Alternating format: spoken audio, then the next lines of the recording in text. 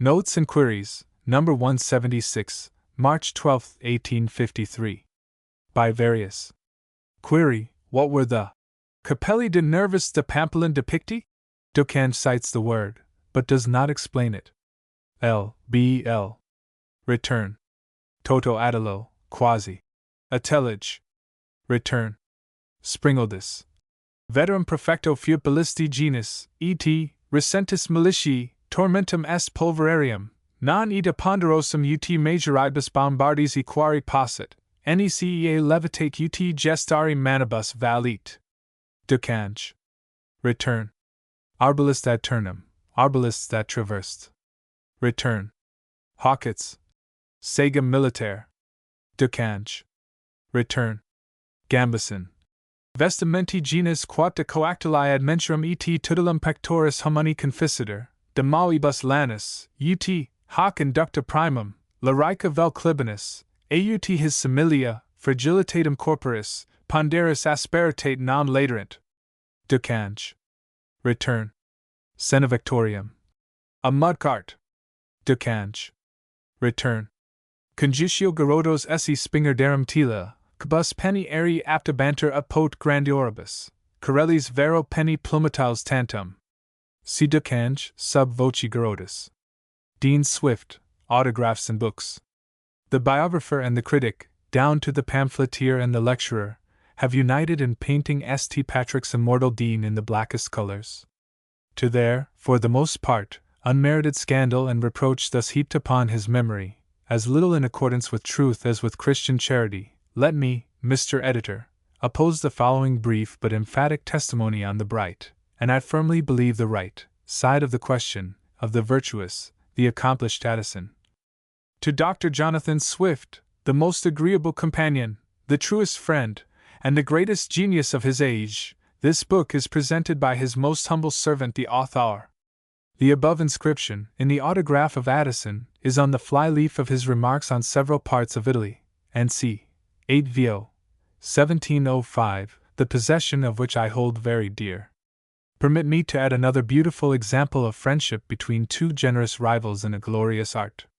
My dear Hopner, in return for your elegant volume, let me request you will accept this little work, as a testimony of ardent esteem and friendship. While the two books remain, they will prove that in a time of much professional jealousy, there were two painters, at least, who could be emulous, without being envious, who could contend without enmity, and associate without suspicion. That this cordiality may long subsist between us, is the sincere desire of, dear Hopner, yours ever faithfully, Martin Archershee. Martin Archershee. Cavendish Square, December 7, 1805. This letter is written on the fly-leaf of Rhymes on Art, or the Remonstrance of a Painter, 2nd edit. 1805, also in my library. Need I offer an apology for introducing a third inscription? To my perfect friend, Mr. Francis Crane, I erect this altar of friendship, and leave it as the eternal witness of my love. Ben Jonson. This is in the beautiful autograph of Rare Ben, on the fly-leaf of Sejanus his Fall, 4-2. 1605, large paper and unique, and bound in the original vellum. It also contains the autograph of Francis Mundy, brother of the dramatist Anthony Mundy, to whom it once belonged. It is now mine. George Daniel. George Daniel. Canonbury. Shakespeare Elucidations. In All's Well That Ends Well, Act 2. SC1. The king, when dismissing the young French noblemen who are going to the wars of Italy, says to them, "Let higher Italy, those baited that inherit but the fall of the last monarchy, see that you come, not to woo honor, but to wed it." Mr. Collier calls this an obscure passage, and offers no explanation of it, merely giving a note of Coleridge's, who, after Hanmer, proposes to read Bastards for baited, saying of the passage itself, "As it stands, I can make little or nothing of it. Why should the king accept the then most illustrious states, which, as being republics, were the more truly inheritors of the Roman grandeur?" Johnson, and the other preceding editors, seem to have taken a similar view of the passage. Mr. Collier. I trust it will not be regarded as presumption when I say that to me the place offers no difficulty whatever. In the first place, bait is not, as Coleridge takes it, to accept, but to overcome, put an end to, from a batter, as when we say, abate a nuisance.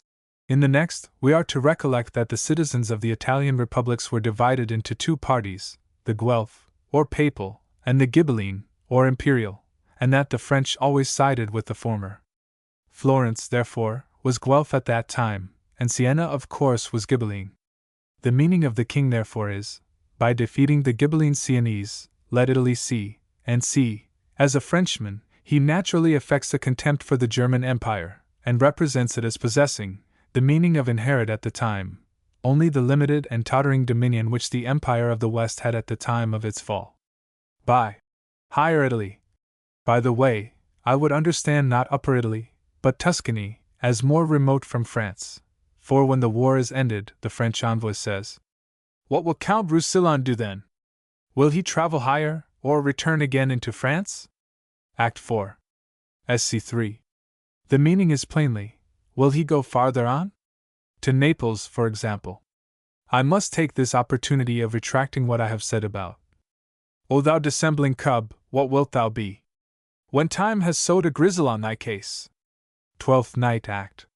The Sc. 1. Mr. Singer, Volume 6. Page 584. By directing attention to the circumstance of cub being a young fox, has proved, at least to me, that case is the proper word, a proof, among many, of the hazard of tampering with the text when not palpably wrong. Mr. Singer. Cub is the young fox, and fox, vixen, cub are like dog, bitch, whelp, ram, ewe, lamb, and c.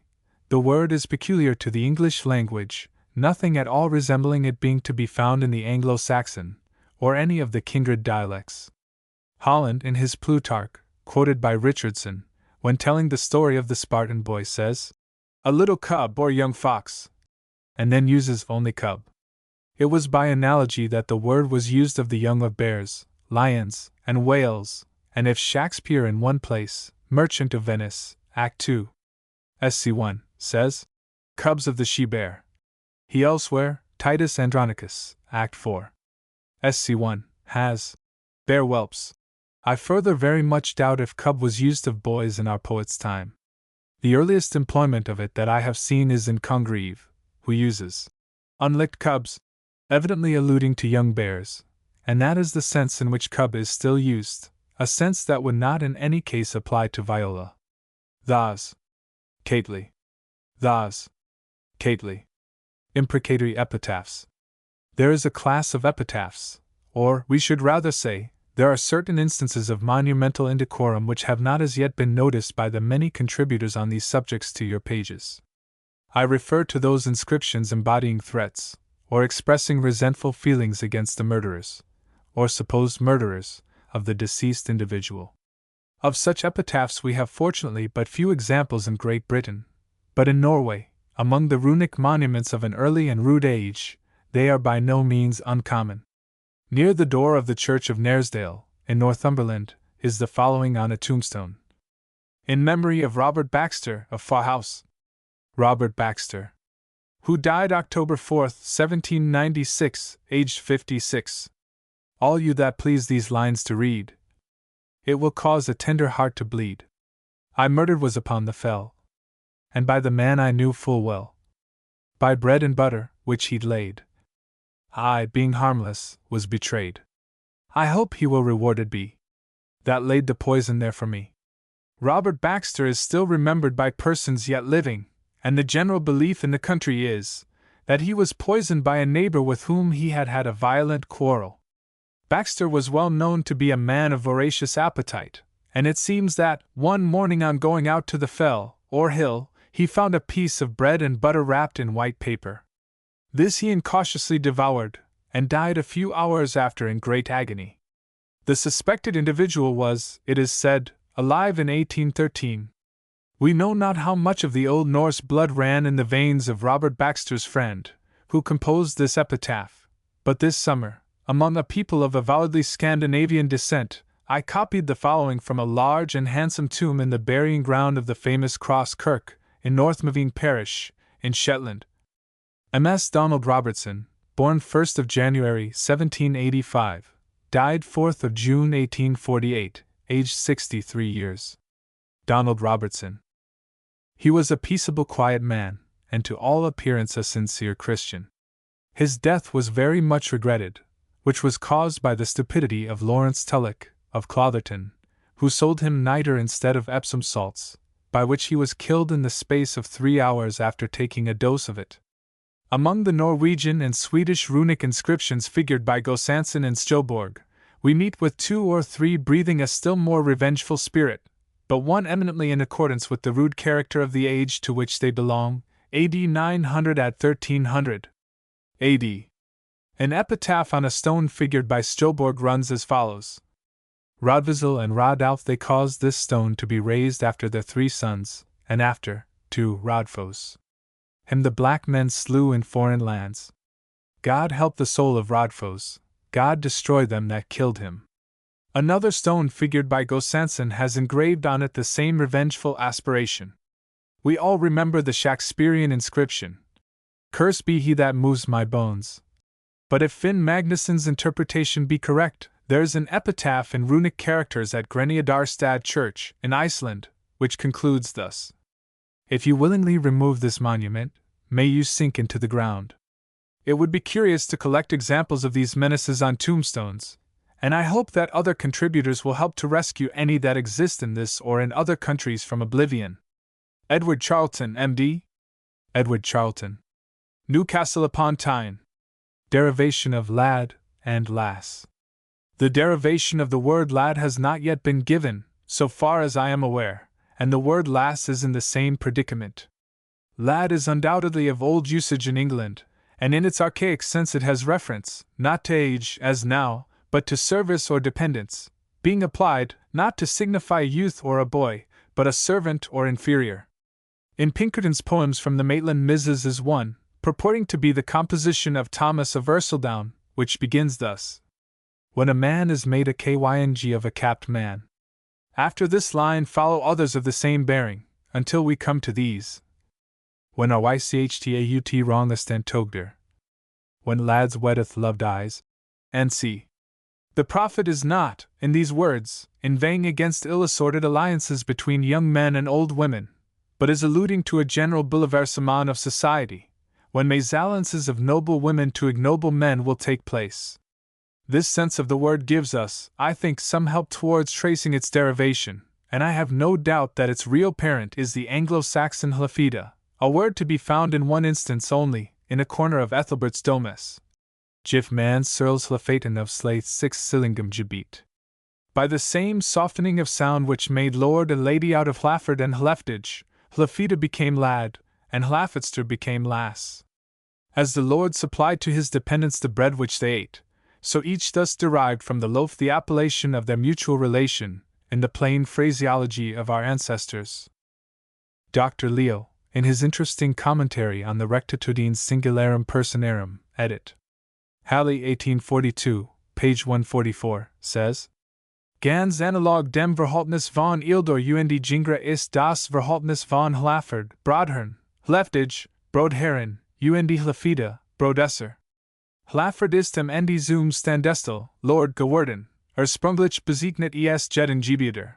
Die Kinder, die Lebeinen, die Abhangigen free and Lut, alles was zum Hausstand und zum Gefallgeins mans Gehort, worden als dessen Hlafaten bezeichnet.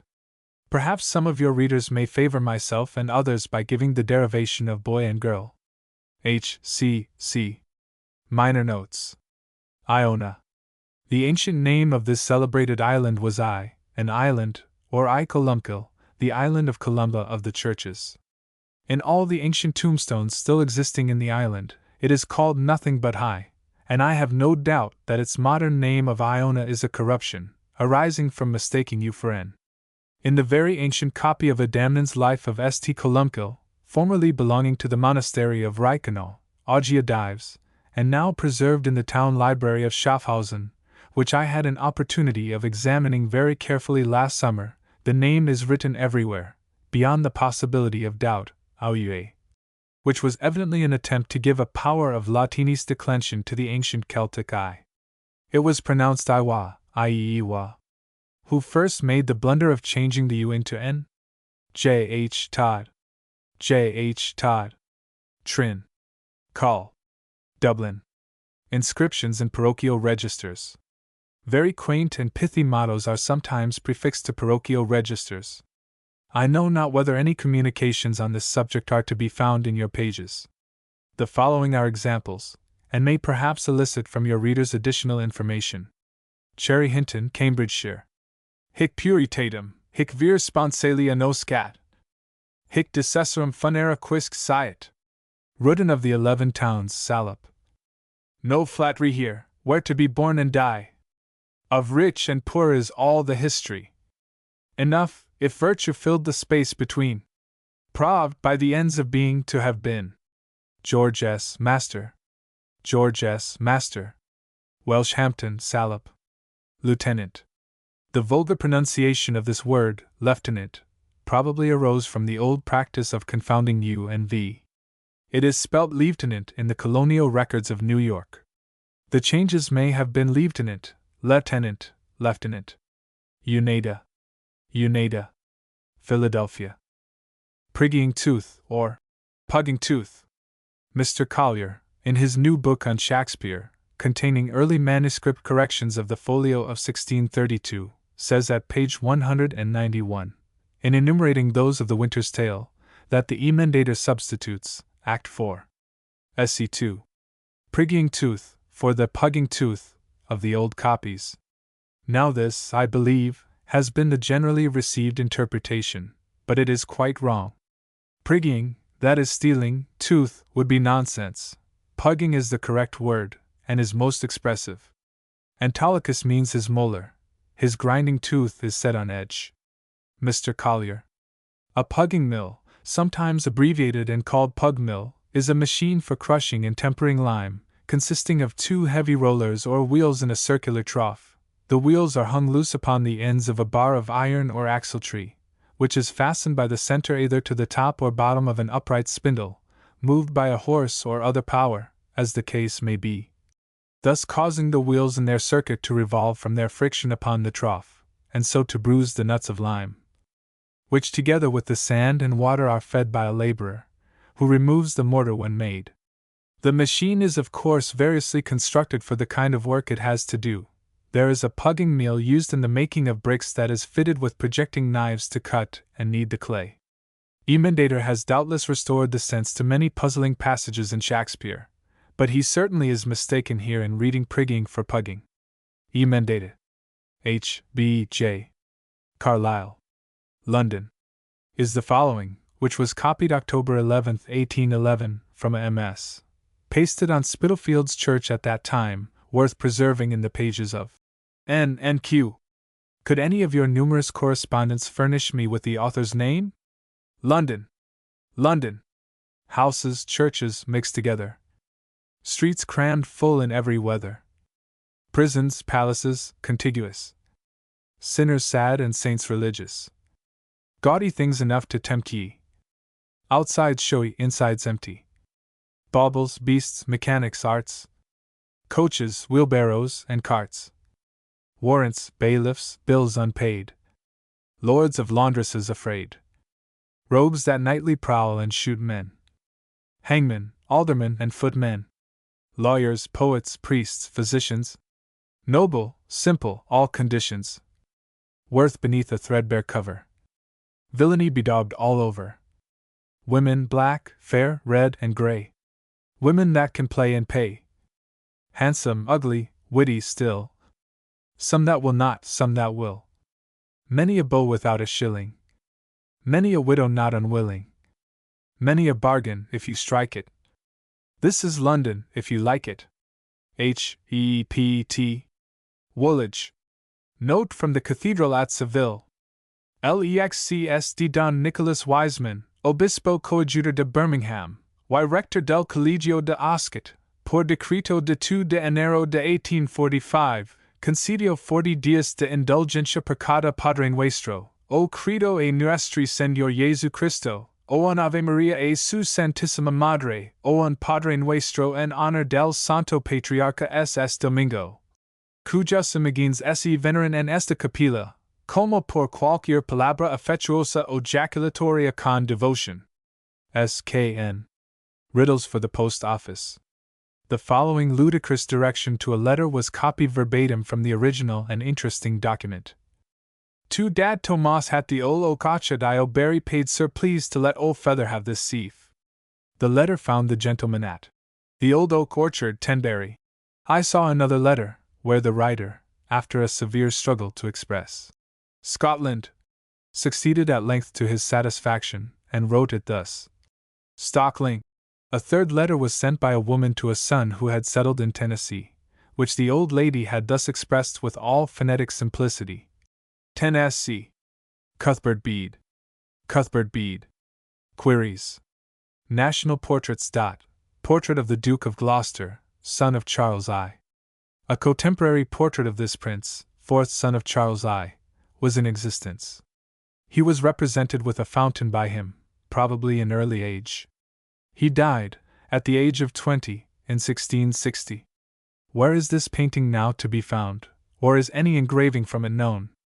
Granger describes an engraved portrait by Vaughan, representing the infant prince seated on a cushion, and a rare portrait of him by Lovell. It would be very desirable to compile a descriptive catalogue of painted portraits, those especially preserved in the less accessible private collections in England. Such a manual, especially if illustrated with outline sketches or photographs, in order to render it available at a moderate cost, would be most useful, and supply, in some degree, the deficiency of any extensive public collection of national portraits, such as has been commenced in France, at the Palace of Versailles. Albert Way. Albert Way. Reigate. Recognizing, as we do most fully the value of the idea thrown out by Mr. Way, that it would be desirable to compile a descriptive catalogue of painted portraits, as the best substitute which we can have for an extensive public collection of such memorials of our great and good, we shall always be glad to record in the columns of N and Q any notices of such pictures as may, from time to time, be forwarded to us for that purpose. The suggestion that photography might be usefully employed in multiplying copies of such portraits, coming as it does from one whose skill as an artist rivals his learning as an antiquary, is the highest testimony which could be given to the value of an art which we have endeavored to promote, from our conviction that its utility to the antiquary, the historian, and the man of letters, can scarcely be overrated. Mr. Way. Boston Queries. I annex a prospectus of a second edition of my collections for a history of the borough of Boston and the hundred of Skirbeck, in the county of Lincoln, which I am now employed upon in preparing for the press. As there may, and most probably will, arise many points upon which I may require assistance, I shall from time to time address, with your leave, inquiries for insertion in your useful miscellany, asking your readers for any information they may be in possession of. At present I should be glad to be informed of the locality of Estoving Hall, the seat of a branch of the Holland family, of whom a long account is given by Blomefield, in his History of Norfolk, and which, he says, was 9 miles from Bourne, in Lincolnshire, but respecting which I can learn nothing from gentlemen in that neighbourhood. Drayton, so often alluded to by Stukely, and referred to by Blomefield in connection with the Holland family, is also a very uncertain locality. Can any of your readers assist me upon these points, either through your journal, or addressed to me at Stoke Newington? I am also in want of information respecting the Kyme family, so as to connect the Kymes of Boston, and its neighbourhood, with the elder branch of that family, the Kymes of Kyme, which merged into the Umfreville family, by the marriage of the heiress of the Kymes with one of the Umfrevilles. The account of the Balding of Boston Steeple, by H. T. H. at page 166. Of your present volume, is incorrect in many respects. That which I have seen and adopted is as follows. It is said to have been accepted as correct by Dr. Stukely. I find it at the foot of a folio print, published in 1715, representing the west prospect of Boston steeple and church, the foundation whereof on Monday after Palm Sunday, and 1309, in Y3 year of Edward Y2, was begun by many miners, and continued till midsummer foal, when they was deeper than Y Haven by 5 foot, where they found a bed of stone upon a spring of sand, and that upon a bed of clay whose thickness could not be known. Upon the Monday next after the feast of St. John Baptist, was laid the first stone, by Dame Marjorie Tilney, upon W. She laid £5. Stirl. Sir John Truesdale, then parson of Boston, gave £5. Moore and Rich. Stevenson, a merch of Boston, gave also £5. W.H. was all why gifts given at that time. Pishy Thompson. Stoke Newington. Wellborn family. In Burke's extinct peerage it is stated that John de Lacy, 1st Earl of Lincoln, died AD 1240, leaving 1 son and 2 daughters. The latter were removed, in the 27th year of Hen. III, to Windsor, there to be educated with the daughters of the king. One of these sisters, Lady Maud de Lacy, married Richard de Clare, Earl of Gloucester, but I can find no mention of either the name or marriage of the other. Am I correct in identifying her with Dorothy, daughter of the Earl of Lincoln, who married Sir John Wellborn, C. Harl? Mrs. 888. 1092 to 1153. The dates in the Wellborn pedigree perfectly correspond with this assumption. A.D. Another question relative to this family is of greater interest, and I should feel sincerely obliged by any answer to it. Simon de Montfort, Earl of Leicester, married Eleanora, daughter of King John, and had by her 5 children. The 4th son is called Richard in Burke's Royal Families, Volume 1, page 23, and the report is added that he remained in England in privacy under the name of Wellesbourne. In the extinct peerage, the name of the same son is Almeric, of whom it says, when conveying his sister from France, to be married to Leoline, Prince of Wales, he was taken prisoner with her at sea, and suffered a long imprisonment. He was at last, however, restored to liberty, and his posterity are said to have flourished in England under the name of Wellesbourne. Is it not to be presumed that the above Sir John Wellborn, living, as he must have done, in the latter half of the 13th century, and allying himself with the great family especially protected by Henry III, uncle of the de Montforts, was himself the son of Richard or Almeric de Montfort, and founder of that family of Wellesbourne, said to have flourished in England? The de Montforts no doubt abandoned their patronymic in consequence of the attainder of Simon, Earl of Leicester, and adopted that of Wellesbourne from the manor of that name, Company Warwick, in the possession of Henry de Montfort Temp. Rick. I.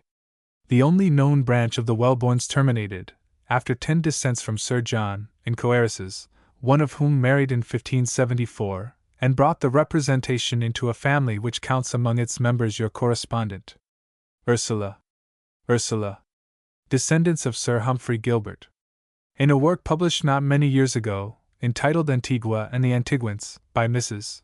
Flanagan, there is the following passage. The Hon.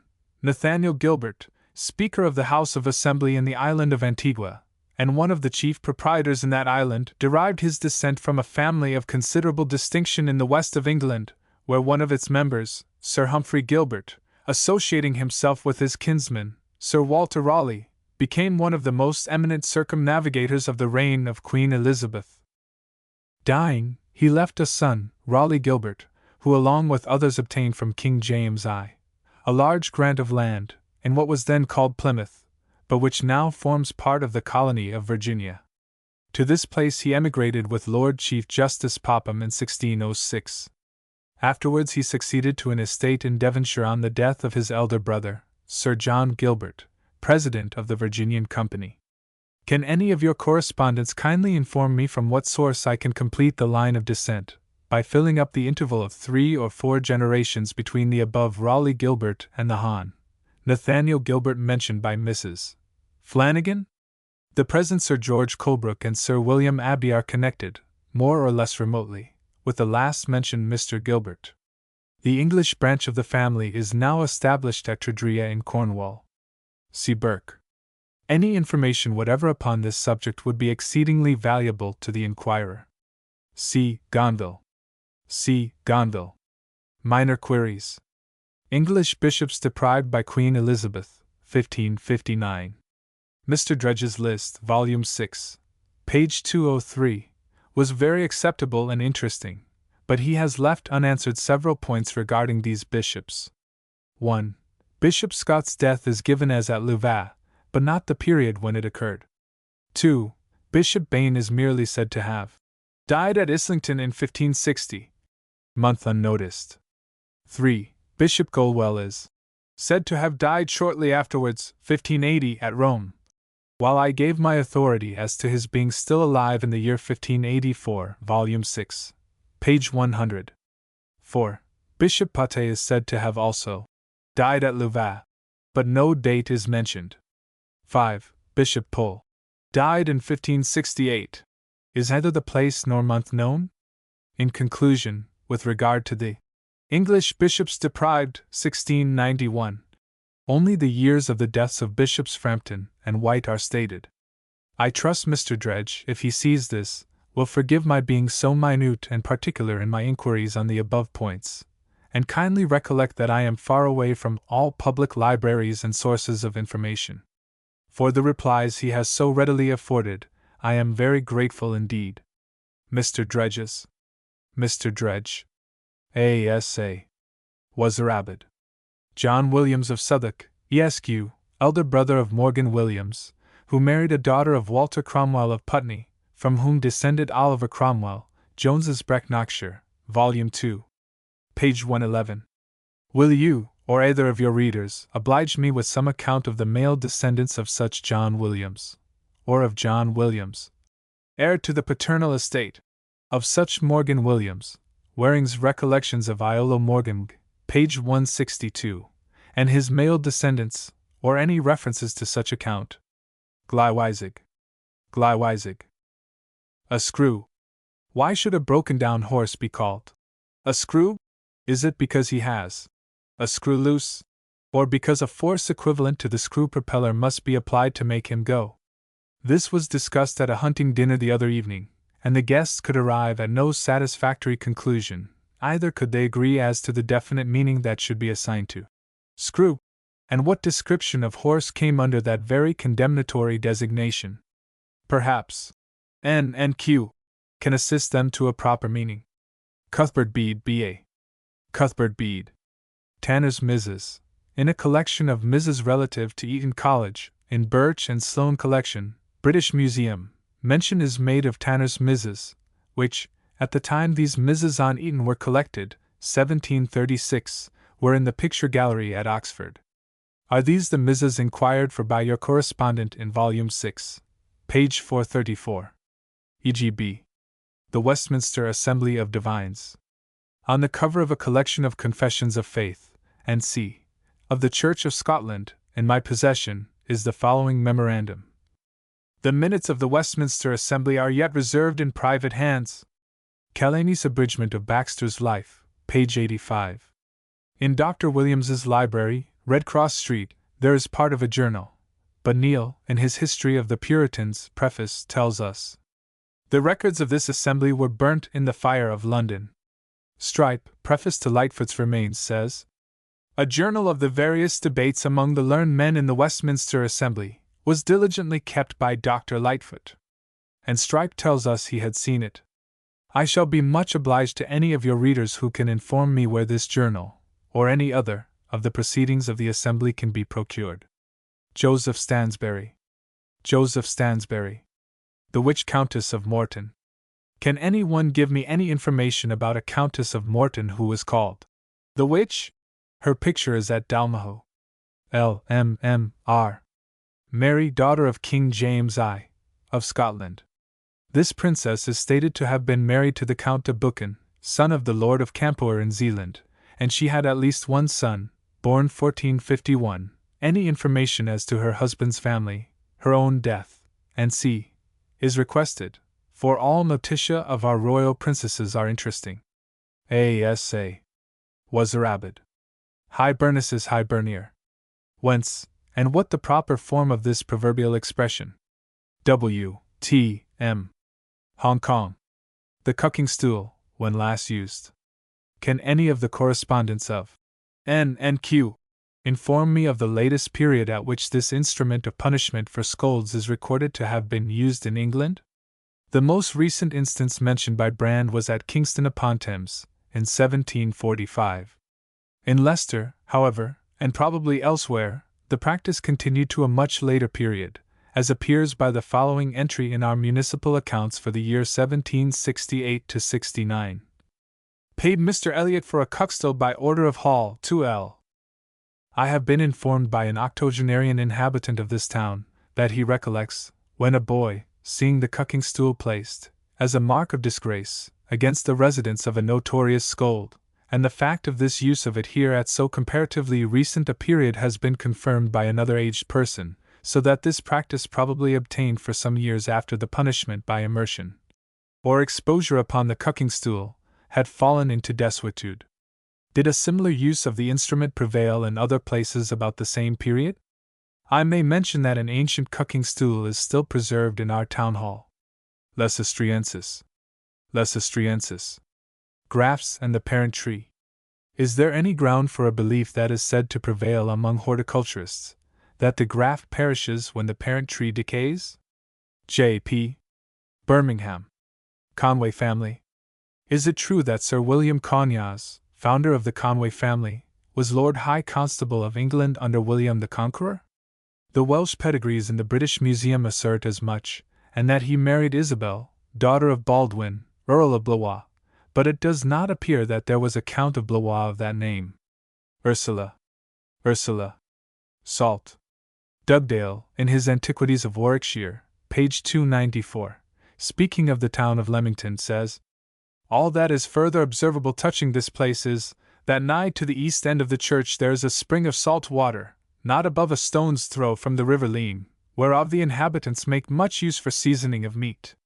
Was salt a scarce article in the Midland counties in those days? When and where was the first salt mine established in England? Erica. Geological query.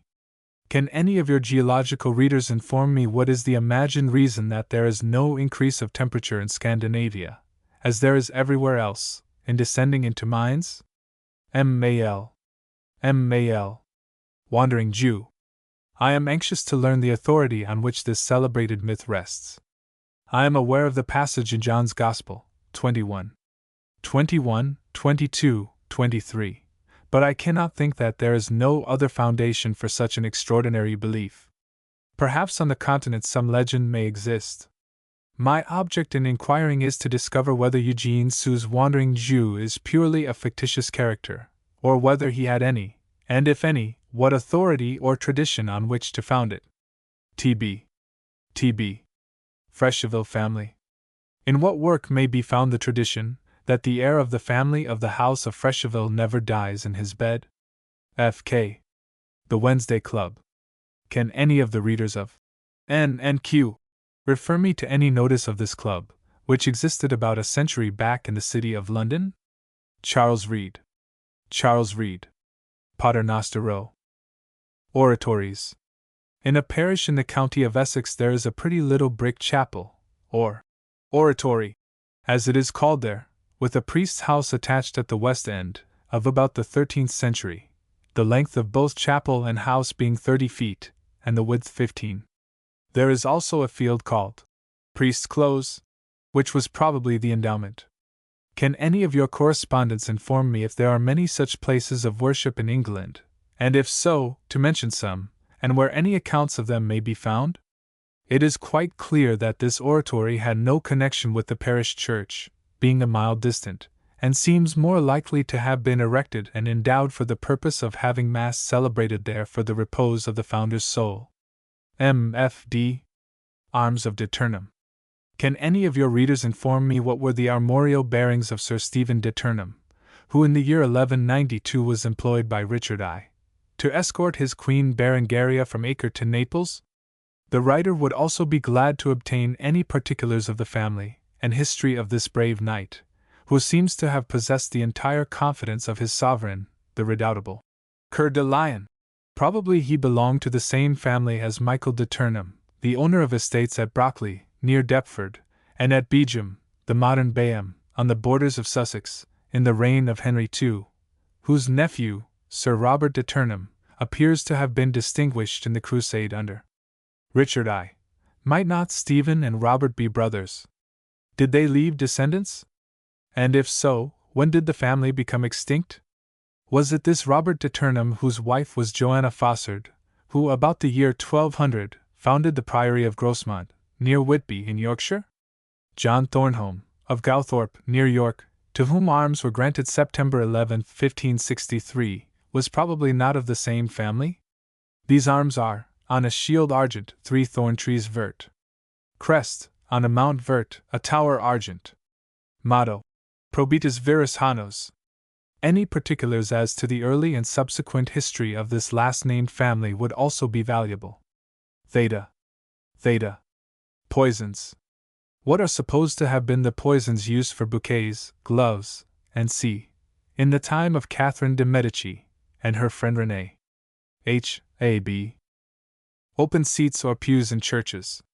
Mr. Barr, Anglican Church Architecture, Oxford, Parker, 1846, gives measurements, as by experience, found most convenient for many parts of this description of church fitting, but he gives not the length of each sitting, or, in other words, the space, measured along the length of the bench, that should be allowed for each person.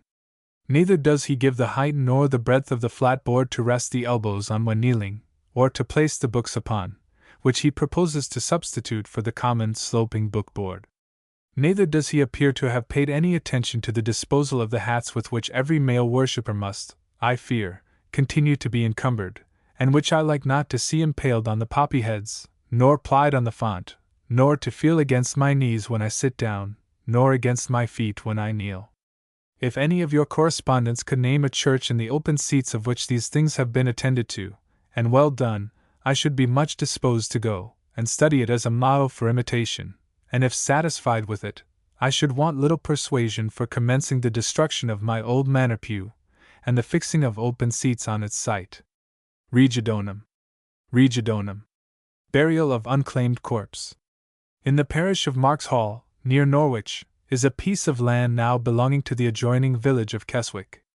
Tradition states that it was once a part of Marks Hall Heath, but, at the enclosure, the parishioners of Keswick claimed and obtained it, because some years before they had interred the body of a murdered man found there, the expenses of whose funeral the ratepayers of Marks Hall had inhumanly refused to defray. I think I have somewhere read a similar statement respecting a portion of Battersea Fields. Can either of these cases be authenticated? Or is there any law or custom which would assign a portion of a common to a parish which paid for the burial of a corpse found on it? EGR. Minor queries with answers. Sir John Powell, the judge who tried the 7 bishops. Where was he buried? I.e., where is his epitaph, which is given in Heber's Life of Jeremy Taylor, to be seen? A.C.R. He was buried on September 26, 1696, in the chancel of the Church of Langharn, in Carmarthenshire, where there is a tablet to his memory, with a Latin inscription, recording that he was a pupil of Jeremy Taylor. The judge had a residence in the parish. Reynard the Fox. There was a book printed in 1706 entitled The Secret Memoirs of Robert Dudley, Earl of Leicester, Prime Minister and favourite of Queen Elizabeth, written during his life, and now published from an old manuscript never printed, by Dr. Drake, printed by Samuel Briscoe, 1706. In his preface he alludes to the history of Reynard the Fox. There is an old English book, written about the time that these memoirs seem to have been, which now passes through the hands of old women and children only, and is taken for a pleasant and delightful tale, but is by wise heads thought to be an enigmatical history of the Earl of Leicester and his family, and which he that compares with these memoirs will not take to be an idle conjecture. There are so many passages so easily illustrable by comparing it with these memoirs. The book I mean is the History of Reynard the Fox, in which the author, not daring to write his history plainly, probably for fear of his power, has shadowed his exploits under the feigned adventures and intrigues of brutes, in which not only the violence and rapaciousness, but especially the craft and dissimulation, of the Earl of Leicester is excellently set forth. I shall feel much obliged to any of your readers who can inform me of the earliest English edition of Reynard the Fox, and whether others besides Dr. Drake have taken the same view of the history. W. D. Haggard. W. D. Haggard. Bank of England. The earliest edition of Reynard the Fox is that printed by Caxton in 1481, Caxton's translation was again printed by Pinson, and afterwards by Thomas Gualtier in 1550. Caxton's edition is of extreme rarity, but there is a reprint of it by the Percy Society in 1844, with an introductory sketch of the literary history of this popular romance, in which our correspondent will find a notice of the principal editions of it which have appeared in the various languages into which it has been translated. Camphor, Privileges of. May I ask the kind assistance of any of your readers on the following subject? Sir W. Davidson, who was political agent or envoy in Holland under King Charles II, is stated to have been resident for H.M. Kingdom of Scotland, and conservator of the Scots privileges of Camphor in the Low Countries. And under his portrait, engraved by Hoggins, he is described, among other titles, as being conservator and resident for His Majesty's most ancient kingdom of Scotland in the Seventeen Provinces. What were these privileges, and whence was the term camphor derived?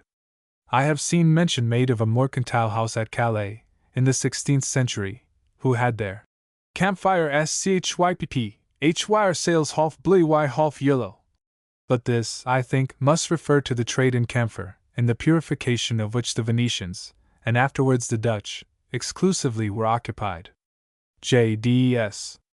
Camphor is another name given by the English to Veer, or Terveer, a fortified town of the province of Brabant, and the Kingdom of the Netherlands. It was formerly the staple town for the trade between Scotland and Holland, but its privileges, and much of its commerce, have been removed to Rotterdam. Bishop's Inglis and Stanza of Nova Scotia. In addition to the very interesting notice of the former given in Volume 6, page 151, I beg to ask where and when he was born? Whether an Englishman or American? No reply has yet been given regarding Bishop Stanza's death, or resignation of C.A.S.A. was a rabbit. As Sabine has included Bishop Inglis among the American Loyalists, it would appear that he was a native of the United States. His article commences, Charles Inglis of New York, but it does not state that he was a native of that city. Bishop Stanza resigned his see through indisposition in the year 1825, and died at Hampton, January 23, 1829. C. N. and Q. Volume 6, page 425. Replies. Monument to Barbara Mowbray and Elizabeth Correll at Antwerp. Volume 5, pages 415, 517, and c. I adopt the above heading in preference to that which your correspondents C, E, D, M, W, B, F, H, and NHRCL have, I think improperly, selected. The monument, which is to be seen in the church of St. Andrew at Antwerp, is said by them to have been erected by the two ladies Barbara Mowbray and Elizabeth Correll to the memory of their beloved mistress the Queen of Scots. But it will be found to have been rather erected to the memory of those two ladies by Hippolytus Correll, the son of the former, and nephew of the latter, in or subsequent to the year 1620. The notice of it in my Murray's Handbook of 1850 is brief but accurate. NHRSL. Against a pillar, facing the right transept, is a portrait of Mary Queen of Scots, attached to a monument erected to the memory of two English ladies named Correll, who served her as ladies-in-waiting. One of them received her last embrace previous to her execution. I beg to refer your correspondence to a memoir by Mons. C. P. Serrer, which appeared in Tom. 3. of the Messager des Sciences et des Arts de la Belgique, 1835, pages 89 to 96, and was afterwards published at Ghent in a separate form, under the title of Notice sur le mausolée de Barbe Mowbray et Elizabeth Correll, Dames d'honneur de la Reine Marie Stuart, que s'y voit dans l'église paroissiale de Saint-André, à Anvers, with an engraving of the monument. As the inscription conveys some biographical particulars of the ladies whose virtues it commemorates, and as this information is asked for by NHRCL, I have copied it, premising, however, that M. Serrer takes credit to himself for being the first to give it in a correct shape. It is as follows. NHRSL. Deo opt max sacer. Nobilis. DVAR. E Britannia matronar. Monumentum viator spectus, quae ad regis cathol, tel. Orthodo. Religion. Kavsa patria profgi. Hic in sp resurrect. Kvieskvnt. In primis barbari. Movbraid. Iahen. Movbraid barones f. Kve serenis. Marie stvardi regini Scott. A kbikvis ntvai datig Vilberto curl, ka and amplivs. XX, a, secretus reg. Verit vnac sign querila and 18. Vixervt liberask. Octosvstvler. Sex calo transcriptus filiae vos perstites, inst dias liberaliter edvcati. Iacob soci. Ias cc Madridia gregavit in hisp. Hippolivs nat minor in Gallo. Belgium societ. Ias piaroviat scribi Christi militiae volvit. Hic mos cvm lacrimus optimi parenti. P. C. Quae prid. Calent. Avst. In. D. AT 57. Vitam cadvcam cvm aeterna comtavit. Idem Eli's ab. Clay amity ex idem nob. Corala. Stirpi marie quac. Regenia cubiculus, octo onis vinc VLR. Fide soci, CVI moriens ftimvam tvlits vavivm. Perpetvo libi morivsk. Castus. AC piantissimi hippolivs curl fratris ives f. Hoc mam. Gradia nemi pietatisk. Ergo lib mer. Posvit. Haec ftimvam vitae diem clavsit, and DNI 1620. Itot. Alex. Die 29 Mage. Requiescant in pace. Amen. 57. V. The inscription under the Queen's portrait is correctly given by M. W. B, except that, in the 6th line, the word invidia occurs after Herod, and the et is omitted. Touching this same portrait, and the selfish, silly, sight-loving Englishman, M. Sarah writeth as follows: Les Anglais, si avides de tout voir quand ils sont en pays étranger, et si curieux de tout ce que appartient à leur histoire, any manquent jamais d'y leur visitor à l'église de St. André. Leur admiration pour ce monument, sans de plus intéressant sous le rapport du souvenir que sy radich, que sous celle de l'art, VASI loin, que plus d'une fois on a prétendu, non seulement que le portrait est un de ce que retrace le plus fidèlement les traits de la malheureuse Marie Stuart, mais qu'on a été jusque elle attribuer au pinceau de Van Dyck. Aussi bon nombre diameters du trémer eloentiel les fait copier dans les derniers temps. W. M. R. E. Rigby Correspondence. Volume 7, page 203. I am a little surprised at the slight knowledge K. seems to have of Mr. Rigby, nor do I quite understand his statement.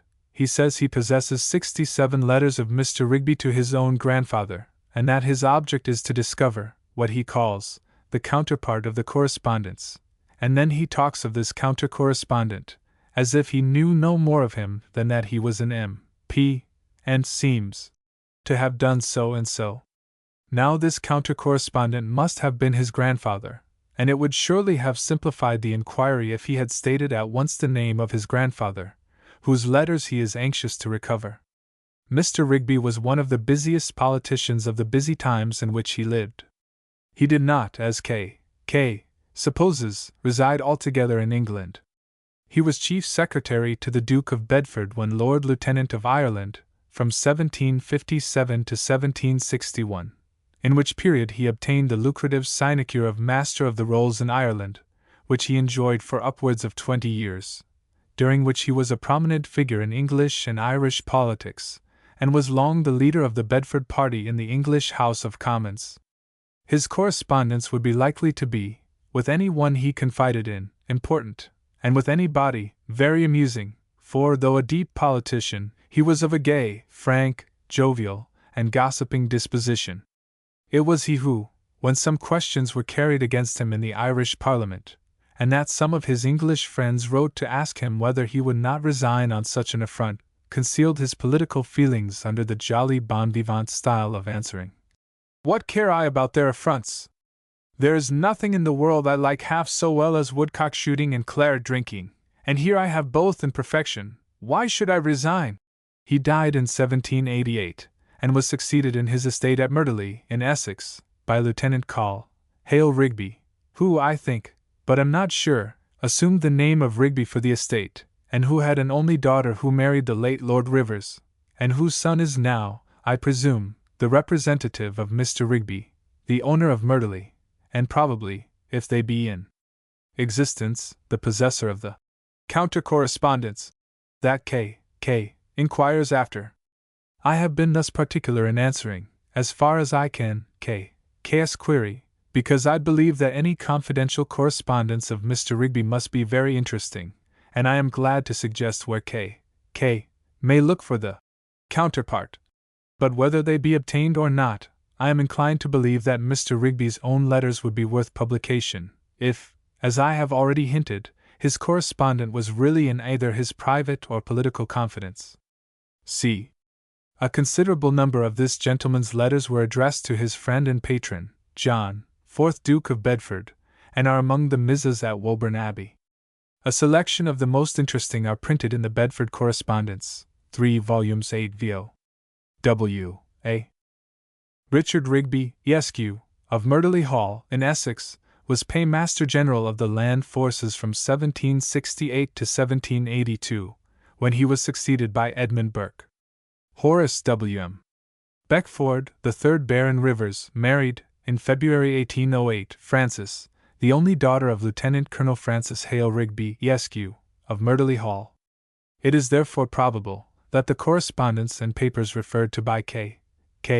may be in the possession of the present Lord Rivers. J.B. Return. C. Burke. Murigmirii, Melanglarii, Barafalarii. Volume 7, page 207. P. C. S. S. has ascertained that all the barbarous terms medievally applied to certain classes of the inferior clergy, and referred to by Mr. Jebb, ante, page 207, are explained in the Glossarium of Ducange. They are identical in meaning and derivation, though slightly differing in point of spelling, with Murigmirii and Melanglarii, cited by Mr. Jebb, Marillarii, Marigalarii, and Malangrarii, and are all to be found in the learned work to which reference is now made. Of the last of these words, Pirrie himself, who is quoted by Mr. Jebb, gives the explanation, which is equally applicable to them all.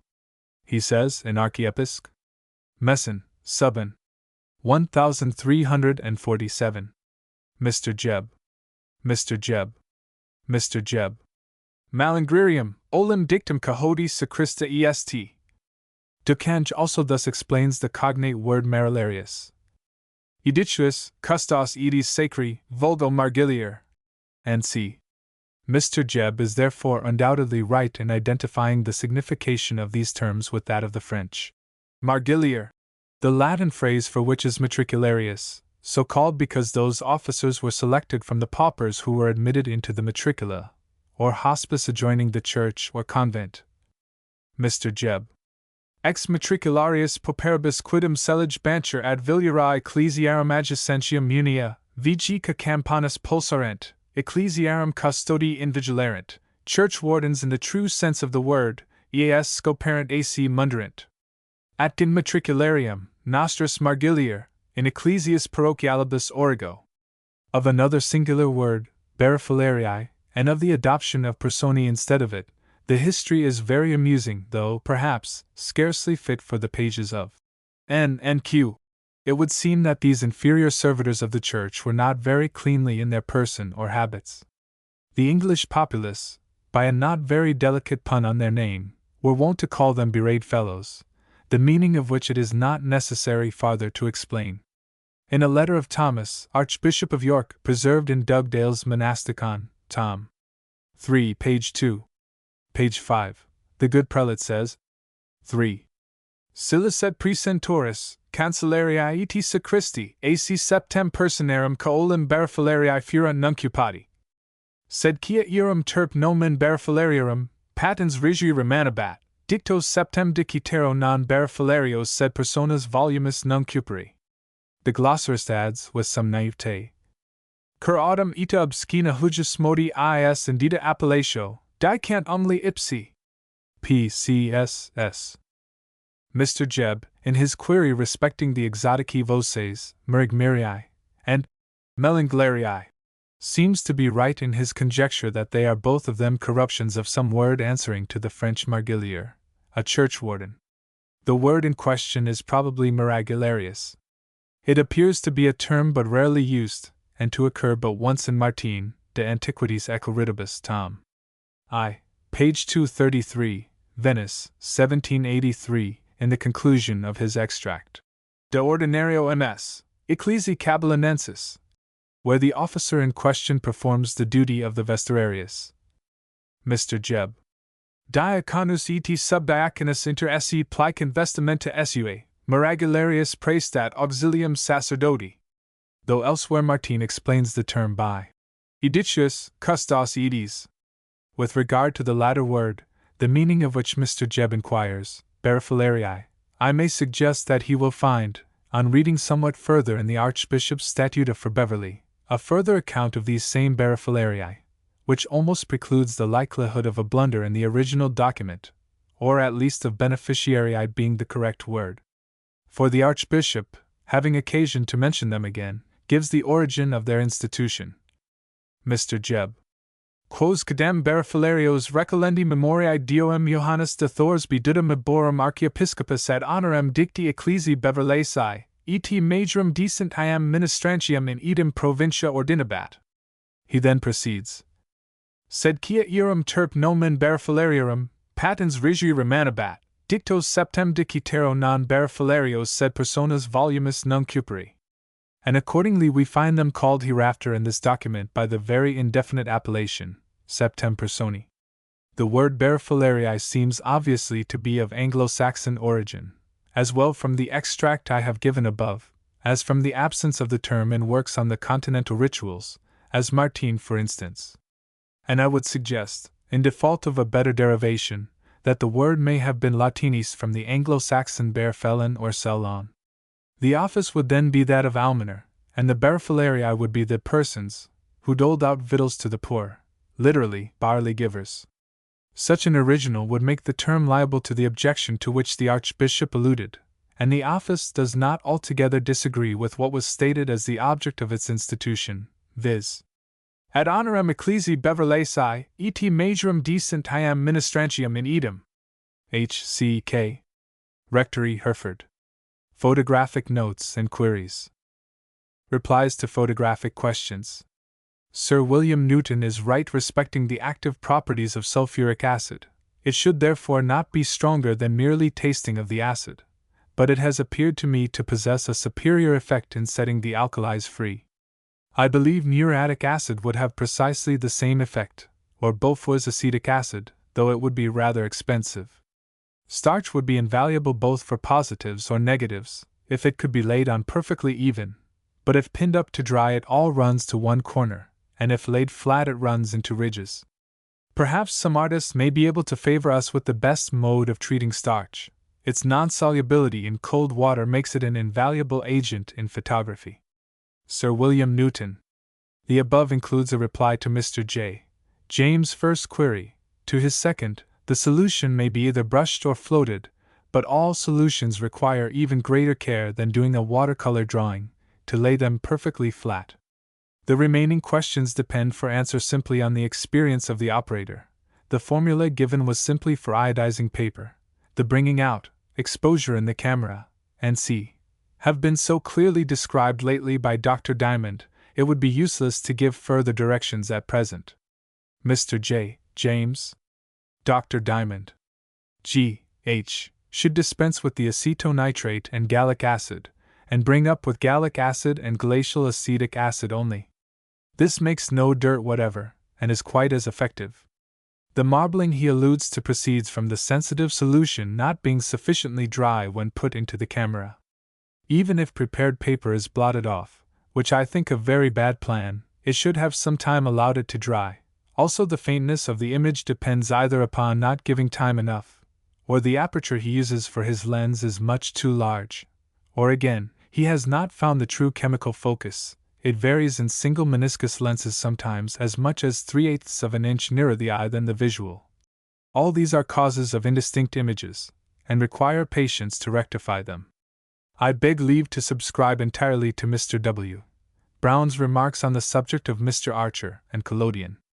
I have one of Mr. Horne's handbills, circulated with the first samples of collodion, headed Archer's Prepared Collodion, in 1851, and had some of the earliest in the market.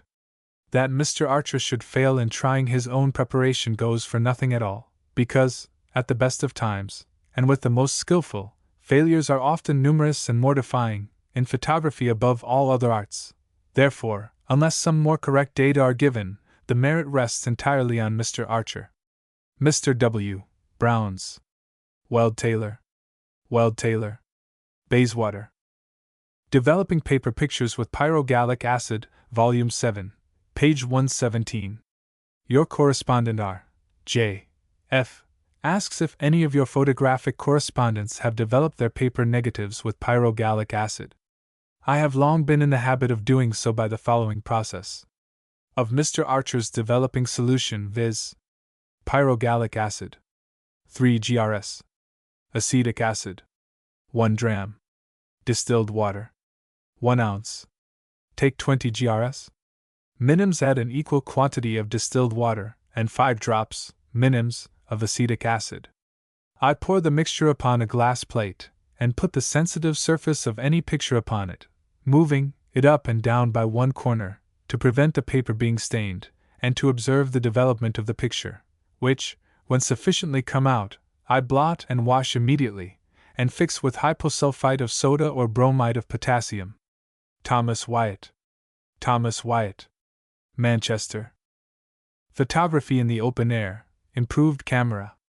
In your number 172, page 163, there is a note of mine in reference to the use to which thin sheet India rubber might be applied. I there alluded to the difficulties attending a single, portable camera, in which all the coating, developing, &c. of your plates is to be done, and for those gentlemen who have the means of carrying about with them a second box, I have devised a modification of Archer's camera, which I think will prove very useful. It is one which I am about to make for myself. This second box is one in which, when traveling, I can pack my camera, frames, glasses, and chemicals. Having arranged your camera, you proceed to arrange the second box, or laboratory. This laboratory has 3 short legs, which screw, or fasten by any simple contrivance, to it, so that it may stand a sufficient height from the ground to allow the bath, which fits in like the one in Archer's camera, to hang beneath it, and also that when working you may do so with ease. It is lighted by either yellow glass or India rubber. There are sleeves of India rubber for your arms, and the holes in the sides of the box traverse nearly the whole of the sides, for the purpose of moving your hands freely from one end of the box to the other. There is also an opening for the head. The bottom of the box is divided, about 2/3 of it, and the nearest to you, has a gutta percha tray, with the 4 sides 3 inches high, fitting it quite tight, and in one corner a tube a few inches long, also of gutta percha, fixed to it, and passing through the bottom of the box, to allow the refuse washings to run off. In the middle of this tray a developing stand of gutta percha is fixed to the bottom, on which to lay the glass plates. The other 1/3 of the bottom of the laboratory is fitted thus. There is a slit across the box, immediately before the wall of the tray, for the nitrate of silver bath to slip in. Immediately beyond the edge of the bath is a small fillet of wood running across the box parallel with the bath, and so placed that if the bottom of the dark frame to contain the glass plate is rested against it, and the top of the frame rested against the end of the laboratory, the frame will slope at about an angle of 45 degrees. Let there be a button, or similar contrivance, on the underside of the lid of the box, that the lid of the dark frame may be fastened to it when open. Bottles of collodion, developing fluid, hyposoda, or solution of salt, &c., may be arranged in various convenient ways within reach. The proceeding then is very easy. Place the bath frame and bottles in their places, rear the glass plate in the frame, shut the laboratory lid, place your hands in the sleeves and your head in the hood, fix the door of dark frame to the top, coat the plate, place it in the bath with collodion side from you. It will then be in convenient position when you draw it out of bath to place at once in the frame. Fasten the frame door, open the box lid, remove to camera. After taking picture, return frame to its place in camera. Bring the plate to developing stand. Develop. Pour solution of salt over. Remove from box. Finish outside with hyposulfite of soda. I have been thus explicit to render the matter as plain and intelligible as possible without aid of diagrams. But I shall be happy to give anyone any further information, either privately or through N&Q. It seems to me that by this contrivance you simplify the process as much as is almost possible. You keep separate the different processes, and run little or no risk of mixing your chemicals, a misfortune which would spoil several hours' work, as well as entail a considerable loss of materials. The box would be no expensive article. Anyone possessing a little mechanical skill could construct it for himself, and its use as a packing case for your apparatus would repay the cost. I have for some time been using a developing fluid, which appears to have some desirable qualifications, for it is simple, inexpensive, and keeps good, as far as I have tried it, for a very long period. I have worked with it when it has been made 10 weeks. It slightly changes color, but it throws down no deposit, and does not ever stain the film. When first made, it is colorless as water. Dr. Diamond has kindly undertaken to test its value, and if he pronounces it worthy of being made known, the readers of N&Q shall shortly have the benefit of it. Dr. Diamond. J.L. Sisson. J.L. Sisson. Eddingthorpe Rectory, Norfolk. New effect in collodion pictures. In the course of some experiments I have been following in reference to a photographic subject, a method by which a new effect in pictures on glass may be obtained has occurred to me. Such productions, when treated as positives, are of course white pictures upon a black ground, and although for beauty of detail they are superior to those belonging to any other process, there is a certain harshness and want of artistic effect. To remedy this, I turn my attention towards obtaining a dark picture upon a light ground, as is the case when glass photographs are printed from. In this I have succeeded. And as the modification affords a pleasing variation, it may be acceptable to the tastes of some of your readers. The principle I proceed upon is to copy, by means of the camera, from a previously taken picture in a negative state. Suppose, for instance, our subject is an outdoor view. I take a collodion picture, which would answer for a positive if backed with black. This, viewed by transmitted light, is of course negative, an effect which may be produced by placing a piece of white paper behind it from this white-backed plate. I take another collodion picture, which, being reversed in light and shade, is negative by reflected light. But viewed as a transparency is positive, and of course retains that character when backed with white paint, paper, or other substance lighter in color than the parts formed by the reduced silver. Instead of the first picture being formed by the glass, any of the paper processes may be adopted which will afford negative pictures. Copies of prints may be beautifully produced on this principle by obtaining the first or negative by the ordinary process of printing. As these pictures are to form a contrast with a white ground, they should be as brown in tint as possible. Nitric acid, or other whitening agents, being avoided in the developing solutions for both negative and positive. By this process the detail and contrast can be kept far better than by the operation of printing, for it is exceedingly difficult to obtain a picture which will convey to the prepared surface an amount of light corresponding to the natural lights and shades, and the trouble of making collodion copies is far less than printing. There is certainly the drawback of having the copies upon glass. I think, however, that some white flexible substance may be found, upon which the collodion, albumin, and C, may be spread, but if they be intended for framing, of course they are better on glass. The general effect is that of a sepia drawing. The picture first taken and used as a negative may be preserved as a positive by removing the white back, and treating it in the usual manner. Backed. Permit me to observe that much confusion arises from the manner in which the terms positive and negative are often used. A negative glass picture is frequently spoken of as a definite, distinct thing. This is not the case, for all photographic pictures upon glass are both negative and positive, accordingly as they are seen upon a back of lighter or darker shade than the reduced silver, by transmitted or reflected light. A picture intended to be printed from is no more a negative than another, its positive character being merely obscured by longer exposure in the camera. When first removed from the developing solution, glass pictures are negative, because they are seen upon the iodide of silver, which is a light ground. This is a thing of course well known to many of your readers, but beginners are, I know, often puzzled by it. W.M. Tudor Mabley. W.M. Tudor Mabley. Manchester. Powdered alum, how does it act? Sir W.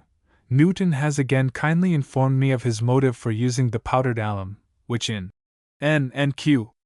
Volume 7, page 141, he asserts readily removes the hyposulfite of soda.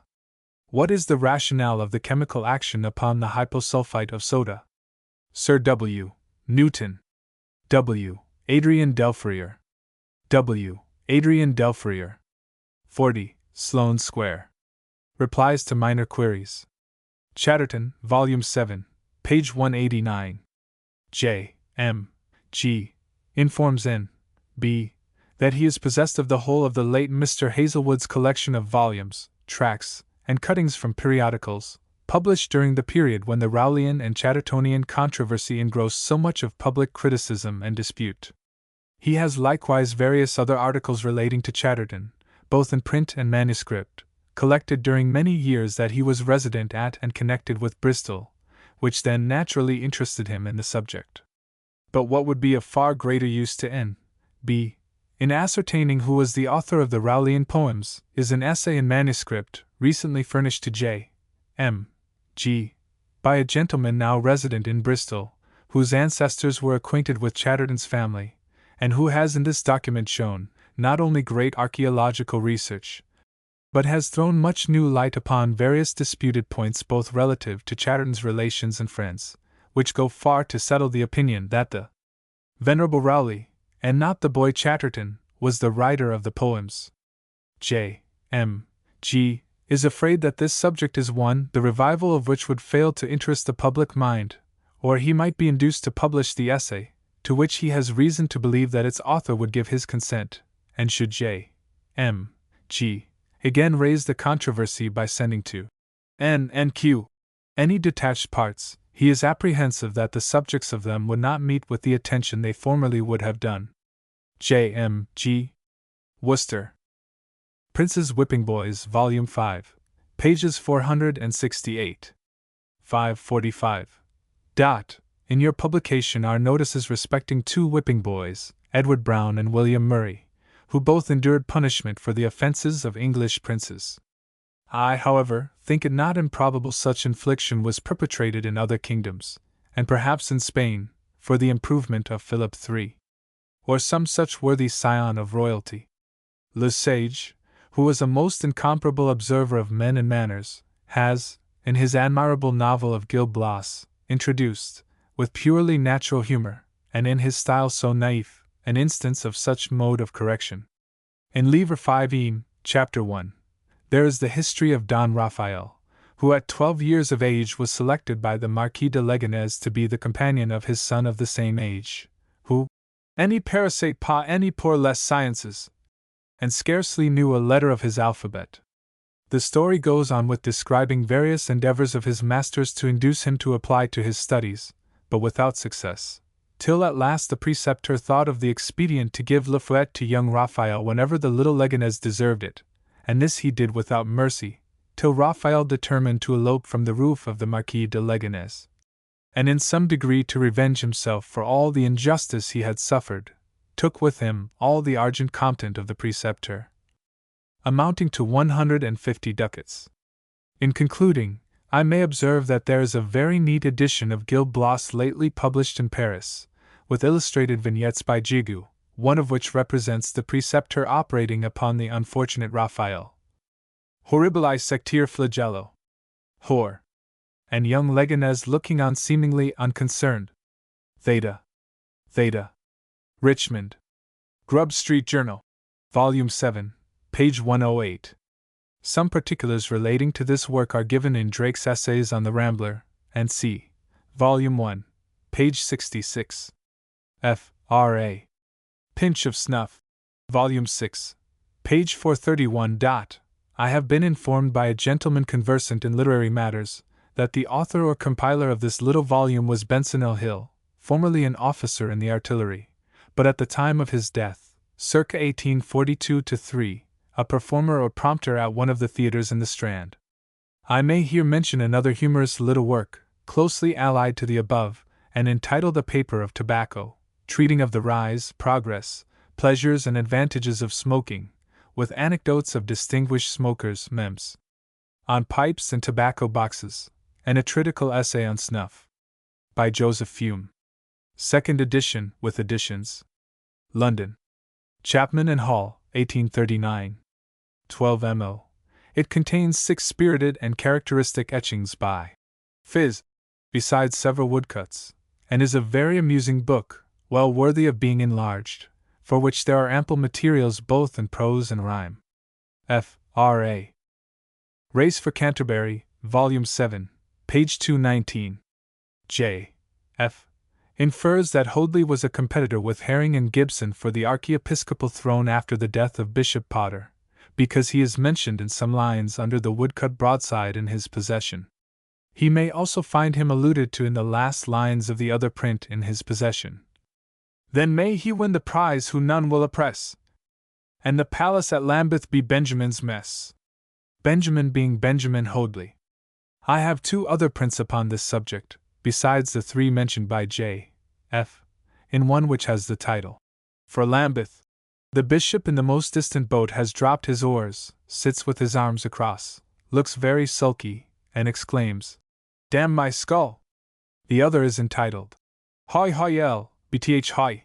3 bishops, as in the others, are rowing towards Lambeth, a 4th, approaching in an opposite direction, is rowing against tide. In the foreground are 2 groups. In one, 2 noblemen are addressing 3 competing bishops. Let honor be the reward of virtue, and not interest. One bishop says, I give it up till next.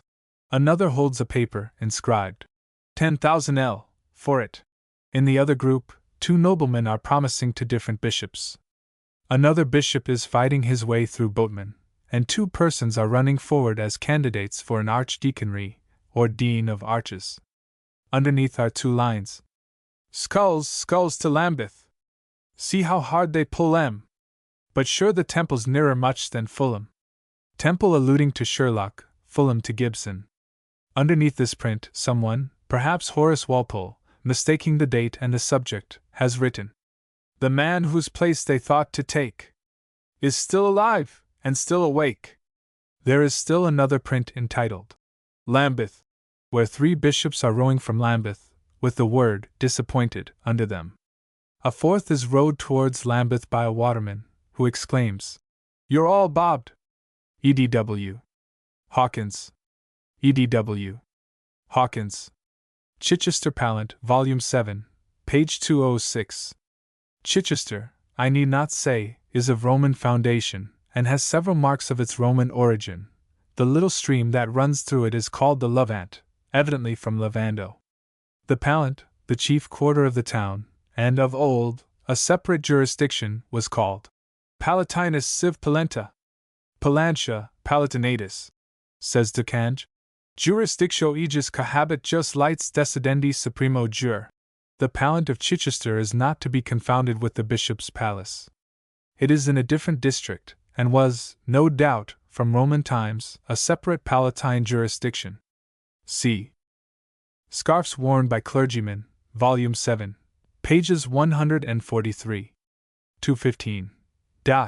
As Mr. Jebb has intervened voluntarily in this question, not merely as an inquirer or reasoner, but as an evidence to facts, I hope I may be allowed to ask him his authority for the distinction between broad and narrow scarfs. After this assertion as to the fact, he adds his own personal authority of having, in his boyhood, heard mention made of that distinction. As I do not know his age, I would beg to ask when and where he heard that mention, and to make my inquiry more clear, I would ask whether he has any, and what, authority for the fact of the distinction beyond having, in his boyhood, heard mention of it.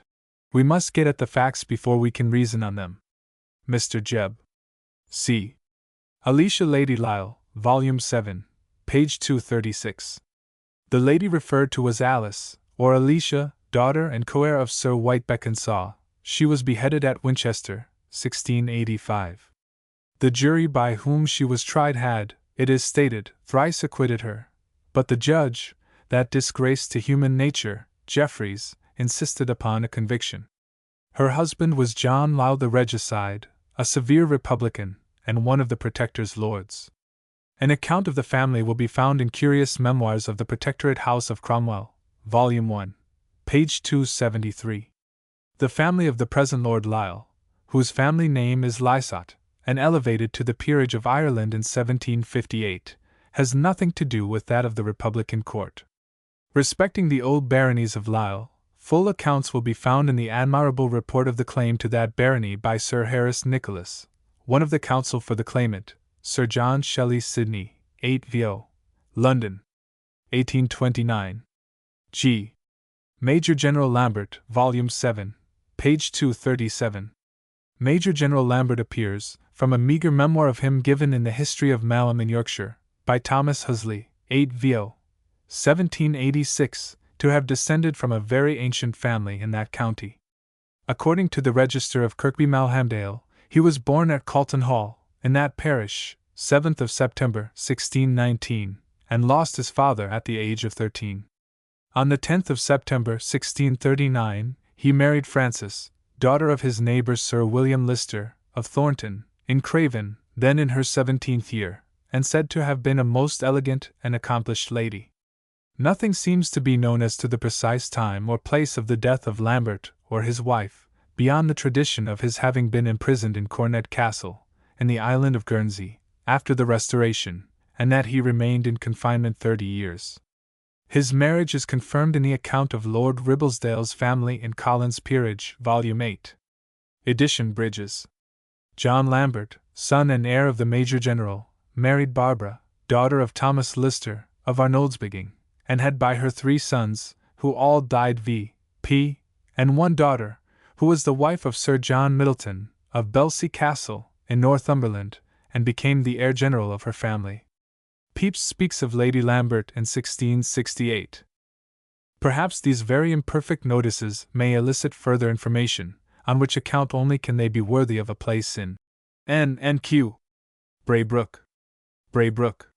Mistletoe, Volume 3, pages 192. 396. In addition to the trees, on which the mistletoe grows, mentioned by the late learned Mr. Ray, in the quotation cited by Dr. Wilbraham Falconer, I subjoin others named in Jesse's Country Life, some of which I have had opportunities of verifying, viz. Horse chestnut, maple, aceropolis, A. rubrum, A. campestre, poplar, Populus alba, P. nigra, P. fastigiata, acacia, laburnum, pear, large-leaved sallow, Salix caprea, locust tree, Robinia pseudoacacia, larch, Scotch fir, spruce fir, service tree, Pyrus domestica, hornbeam, Carpinus austria, Loranthus europaeus, itself a parasite, olive, vine, walnut, plum, common laurel, medlar, great poplar. The localities and authorities are stated. In answer to your correspondent Ake, I may add that the opinion of recent botanists is contrary to Sir Thomas Browne's notion with reference to the propagation of the seed, for it is known that the seeds, in germinating, send their radicals into the plant to which they are attached, and grow afterwards as true parasites, selecting certain chemical ingredients in preference to others. The mistletoe has never been known to grow in Ireland, but its frequency in various parts of the world, in France, Italy, Greece, and parts of Asia, has been remarked by travelers. Its use seems to be to provide food for birds during those rare seasons of scarcity, when a very sparing supply of other fruits and seeds can be procured. Ake. Robert Cook. Robert Cook. Scarborough. The Cézanne, Volume 6, page 603, Volume 7, page 174. I know not whether any one of the Cézannes you have published may be the original, from which all the others must be considered as imitations or parodies, but they bring to my mind an English example, which I met with many years ago in some book of miscellanies. I do not recollect whether the book in question attributed it to any particular author, who, I presume, must have been some staunch adherent for Protestant ascendancy in the early part of the last century. Our three great enemies, remember: the Pope, the Devil, and the Pretender. All wicked, damnable, and evil. The Pope, the Pretender, and the Devil. I wish them all hung on one rope. The Devil, the Pretender, and the Pope. Since writing the foregoing, the following has been dictated to me from recollection, which may be referred to about the period of George III's last illness. You should send, if aught should ail ye, for Willis, Heberden, or Bailey, all exceeding skilful men. Bailey, Willis, Heberden. Uncertain which most sure to kill is Bailey, Heberden, or Willis. H. Venda, Volume 7, page 179. This word, in Portuguese, signifies a place where wine and meat are sold by retail in a tavern. It also appears to answer to the Spanish venta, a roadside inn, something between the French and English inn, and the Eastern caravansaries. In the places which C.E.F. mentions, venda in Portugal is like osteria in Italy, of which plenty will be seen on the plains of the Campagna at Rome. T.K. Meaning of assassin, Volume 7, page 181. We owe this word to the Crusaders, no doubt, but Muhammad will find a very interesting account of the word in the Rev. C. Trench's admirable little work on the study of words. See also Gibbon's Decline and Fall, chapter 64, to which, if I remember rightly, Mr. Trench also refers. Muhammad. R.J.S. If Muhammad would take the trouble of looking into the translation of von Hammer's Geschichte Assassinen, or, a more common book, The Secret Societies of the Middle Ages, he would find that there was a nation of the assassins, and that his idea of the derivation of the name, which was first indicated by de Sacy, is the received one. Muhammad. T.K. Dimidium Scientiae, Volume 7, page 180. Mr. B. Woodward will find Lord Bacon's Sententia Prudens Interrogatio Quasi Dimidium Scientiae in his De Augmentis Scientiarum, Lib V, Cap. 3. Partitio Inventivi Argumentorum and Promptuarium et Topicam. Mr. B. Woodward. Bibliothecar. Chetham. Bibliothecar. Chetham. Epigrams, Volume 7, page 175. The true version of the epigram on Dr. Toe, which I heard or read about 50 years ago, is as follows. Twixt footman John and Dr. Toe, a rivalship befell, which should become the favourite beau, and bear away the bell. The footman won the lady's heart. And who can wonder? No man. The whole prevailed against the part. 'Twas footman versus toeman. Perhaps the John ought to be Thomas, for I find, on the same page of my commonplace book, the following. Dear lady, think it no reproach.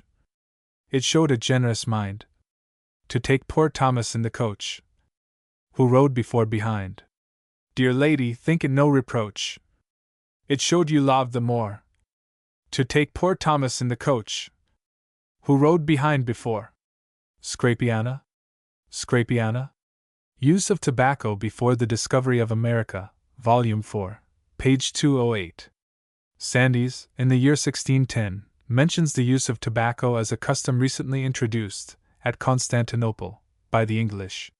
See Modern Traveller. Mahan, however, in his Outlines of the Geography of Plants, as translated for the Ray Society, says, the consumption of tobacco in the Chinese Empire is of immense extent, and the practice seems to be of great antiquity, for on very old sculptures I have observed the very same tobacco pipes which are still used. Besides, we now know the plant which furnishes the Chinese tobacco. It is even said to grow wild in the East Indies. It is certain that the tobacco plant of Eastern Asia is quite different from the American species. This is the opinion of a botanist at once distinguished for extensiveness of research and accuracy of detail, although Mr. J. Crawford, in a paper read before the Statistical Society, on the 15th of November 1852, seems to incline to a contrary notion.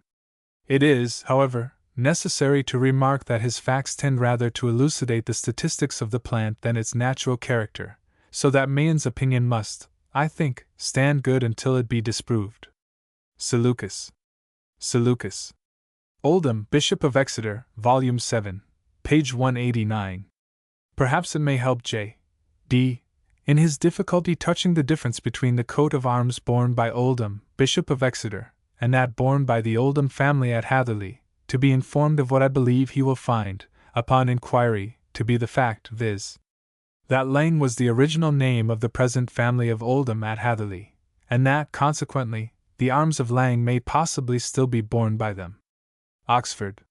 Bishop Hugh Oldham, BCL, was one of the family of Oldham, Company Lancaster, which gave for arms sable, between 3 owls arg, a chevron or, in chief, of the third, 3 roses, gules. Richard Oldham, Bishop of Sodier, was Abbot of Chester in 1452. He was born in Goulburn Street, Oldham, and educated at Exeter College, Oxford, and at Queen's College, Cambridge. He was rector of St. Mildred's, Bread Street, September 19, 1485, Swine's Head, February 3, 1493, Wareboys, March 31, 1499, Shitlington, August 17, 1500, Vicar of Cheshunt, July 27, 1494. Overton, April 2, 1501, Canon of St. Stephen's, Westminster, 1493, Prebendary of South Alton in Sarum, September, 1495, of Newington in St. Paul's, March 11, 1496, of South Cave in York, August 26, 1499, Archdeacon of Exeter, February 16, 1503, chaplain to Margaret, Countess of Richmond, and Master of St. John's, Lichfield, 1495, and St. Leonard's Hospital, Bedford, January 12, 1499. He was the founder of Manchester High School, and was consecrated between December 29 and January 6, 1504. He was a great benefactor to Corpus Christi College in Oxford, and the intimate friend of Bishop Smith, co-founder of Brasenose College, with whom he had been brought up in the household of Thomas, Earl of Derby. He died June 25, 1519, and was buried in St. Saviour's Chapel in Exeter Cathedral. These notes are taken from a MS. History of the English Episcopate, which it is my hope to give to the public. Mackenzie Walcott, M.A. Mackenzie Walcott. Tortoiseshell Tom Cat. I am pretty certain that I once saw in N.Q. an inquiry whether there ever was a well-authenticated instance of a tortoiseshell tom cat. The enclosed advertisement, which I have cut from the Times of the January 19, 1853, will perhaps give some of your readers an opportunity of testing the fact. To be sold, a real tortoiseshell tom cat. This natural rarity is 15 months old and 8 pounds weight. Applied to John Sayer, Mr. Benison's bookseller, Market Drayton, Salop. LLL. The inquiry will be found in our 5th volume, page 465. Irish Rhymes, Volume 6, and Volume 7, page 52. Cuthbert Bede, in his notice of the Irish Rhymes and Swift's poetry, quoted one couplet in which put rhymes to cut. Is this pronunciation of the word put an Irishism? Cuthbert Bede. A late distinguished divine, who, although he occupied an Irish see, was certainly no Irishman, and who was remarkably particular and, I believe, correct in his diction, always pronounced this word in this manner, as indeed every other word with the same termination is pronounced, as rut, cut, shut, nut, but, and see. The bishop to whom I allude pronounced the word thus, long before he ever had any communication with Ireland, and it is strange that, although I have been in Ireland myself, I never heard put pronounced so as to rhyme with cut by any native of that island. Ruby. Ruby. The following extract is a note by Lord Mahone, in Volume 1, page 374. Of his edition of Lord Chesterfield's letters to his son, Bentley, 1847. I cannot see how the quotation from Boswell bears upon either accent or cadence. It appears to relate entirely to different modes of pronunciation. It may be observed, however, that the questions of what are false accents and cadences in our language appear to have been far less settled in Lord Chesterfield's time than at present. Dr. Johnson says, "When I published the plan for my dictionary, Lord Chesterfield told me that the word great should be pronounced so as to rhyme with state, and Sir William Young sent me word that it should be pronounced so as to rhyme to seat, and that none but an Irishman would pronounce it great. Now, here were two men of the highest rank, the one the best speaker in the House of Lords, the other the best speaker in the House of Commons, differing entirely. Boswell's Life, Notes of March 27, 1772. C. Forbes. C. Forbes. Temple. Consecrated Rings, Volume 7, page 88. The inquiry opened by Sir W. C. T. is shown to be one of much interest by the able communication of your correspondent Sirep. I trust he will excuse me in expressing strong doubts as to Havering, the chapel in Essex, being so called from having the ring. Nothing is more dangerous to any etymological solution than the being guided by the sound of words, rather than by the probable derivation of the name of the place, or thing signified. I am aware that Camden says Havering is called so for the above stated reason, and other compilers of topography have followed what I venture to suggest is an error.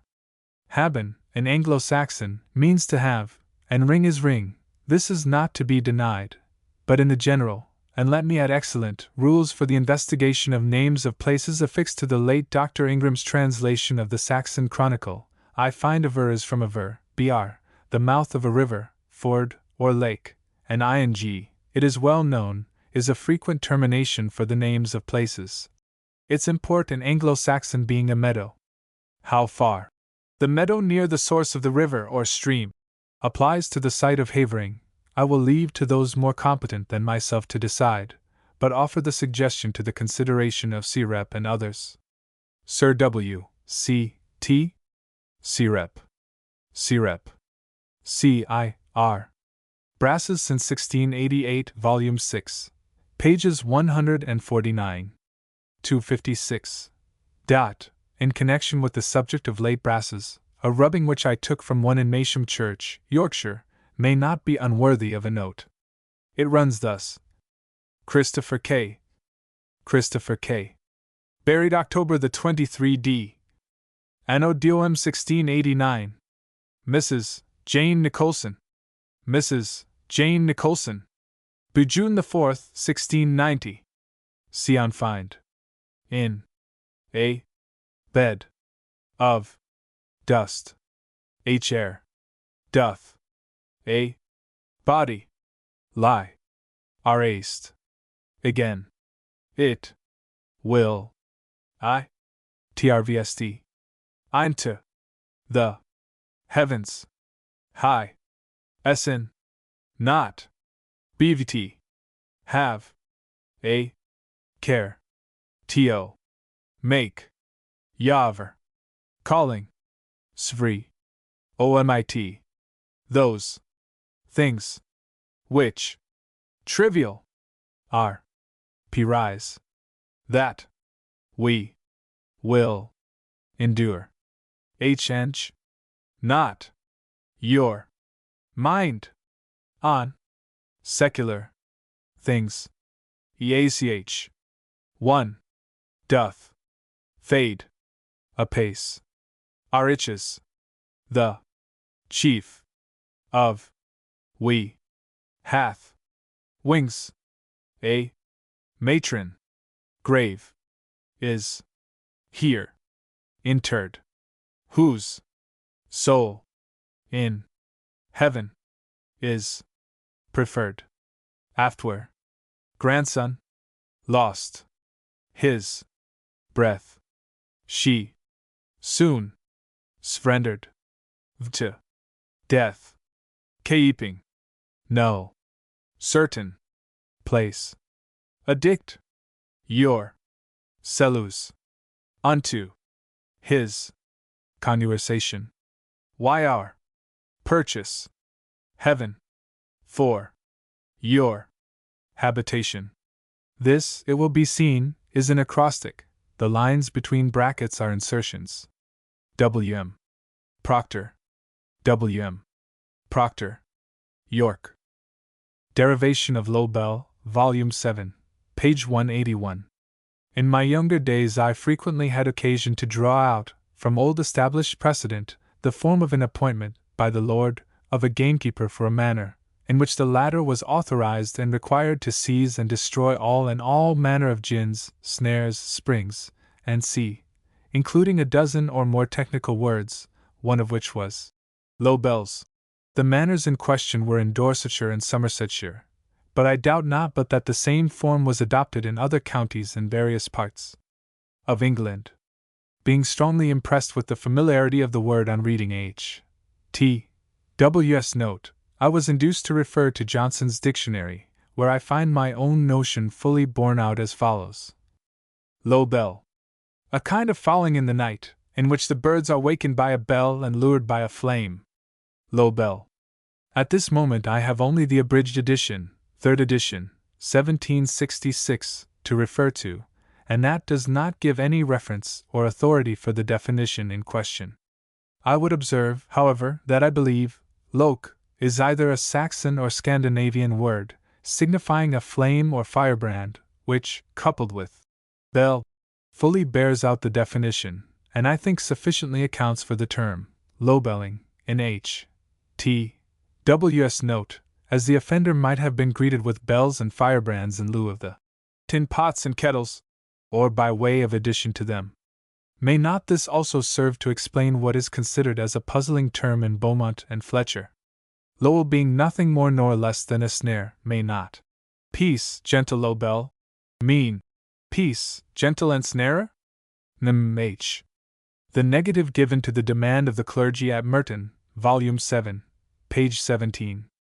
Warburton agrees with Bishop Hurd on this subject, for he observes as follows, in one of his letters, the 84th, that at a parliament under Henry III, rogaverant omnes episcopi ut consensurant quod nati anti-matrimonium essent legitimi, et omnes comites et buranes una voci responderant quod nolent legis Anglii mutari. This famous answer has been quoted 1,000 times, and yet nobody seems to have understood the management. The bishops, as partisans of the Pope, were for subjecting England to the imperial and papal laws, and therefore began with a circumstance most to the taste of the barons.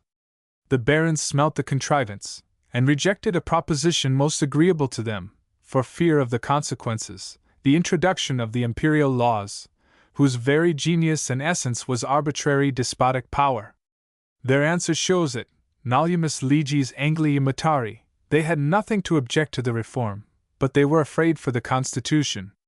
C.I.R. Nugget, Volume 6, pages 171. 281, Volume 7, page 143. T. K. arrogantly sets aside the etymology of W. S. and in lieu of the Persian nugget of the latter, would have us believe that nugget is nothing more than a Yankee corruption of an ingot. I hold with W. S. notwithstanding, and so will all who have had any dealings with the Bengalese, the term nugget pisa being with them a common one for hard cash. And as the Hindustani language is largely indebted to the Persian, the derivation of W. S. is no doubt correct. To account for its occurrence in Australia, it is only necessary to say that that country has been for some years past a sanitarium for the debilitated Kahais, many of whom have settled there, and becoming interested in the diggings, have given the significant term of nugget to what has in reality turned out hard cash, both to them and to certain lucky gentlemen in this city, holders of the script of the Great Nugget Vein of Australia. J.O. Blackguard, Volume 7, page 77. It may, in some degree, support the first portion of the argument so interestingly stated by Sir J.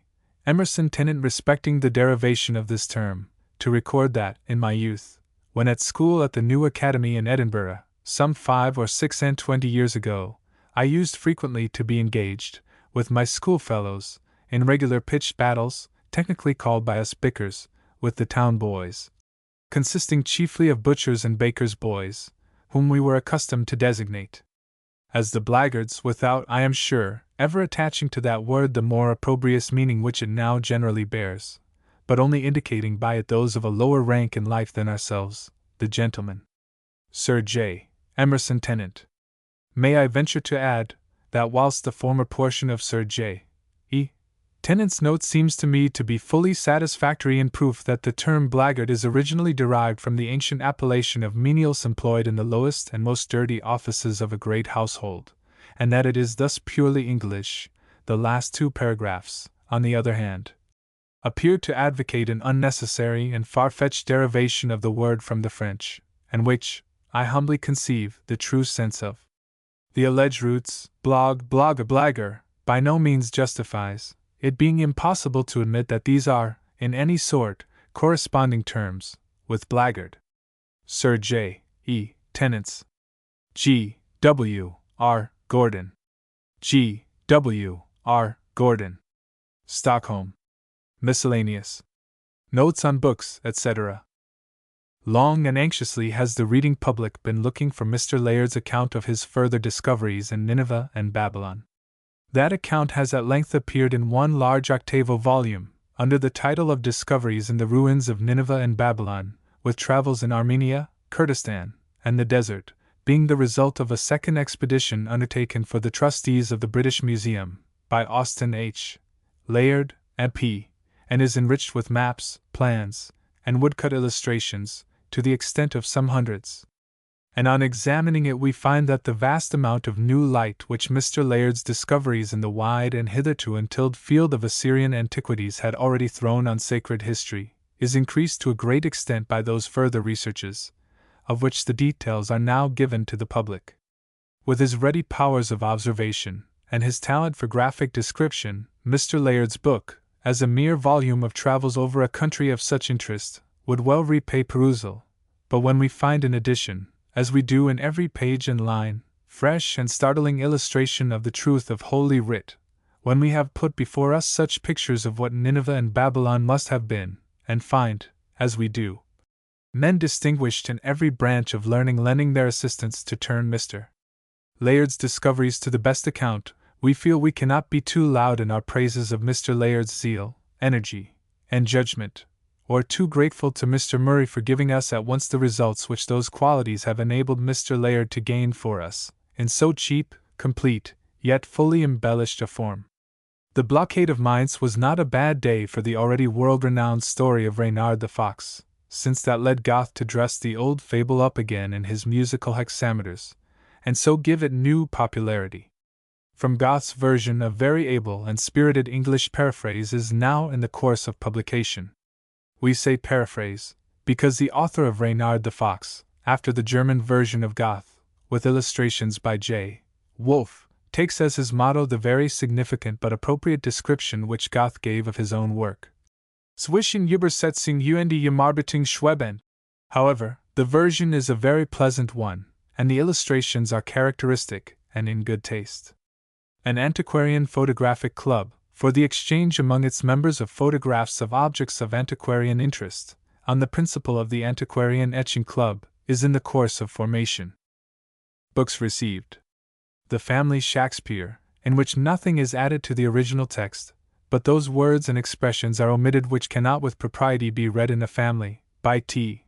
Bowdler, Volume 5, containing Troilus and Cressida, Coriolanus, Julius Caesar, Antony and Cleopatra, and Cymbeline. The new volume of Bond's Standard Library contains the 8th and concluding volume of the History of the Christian Church, as published by Nieder.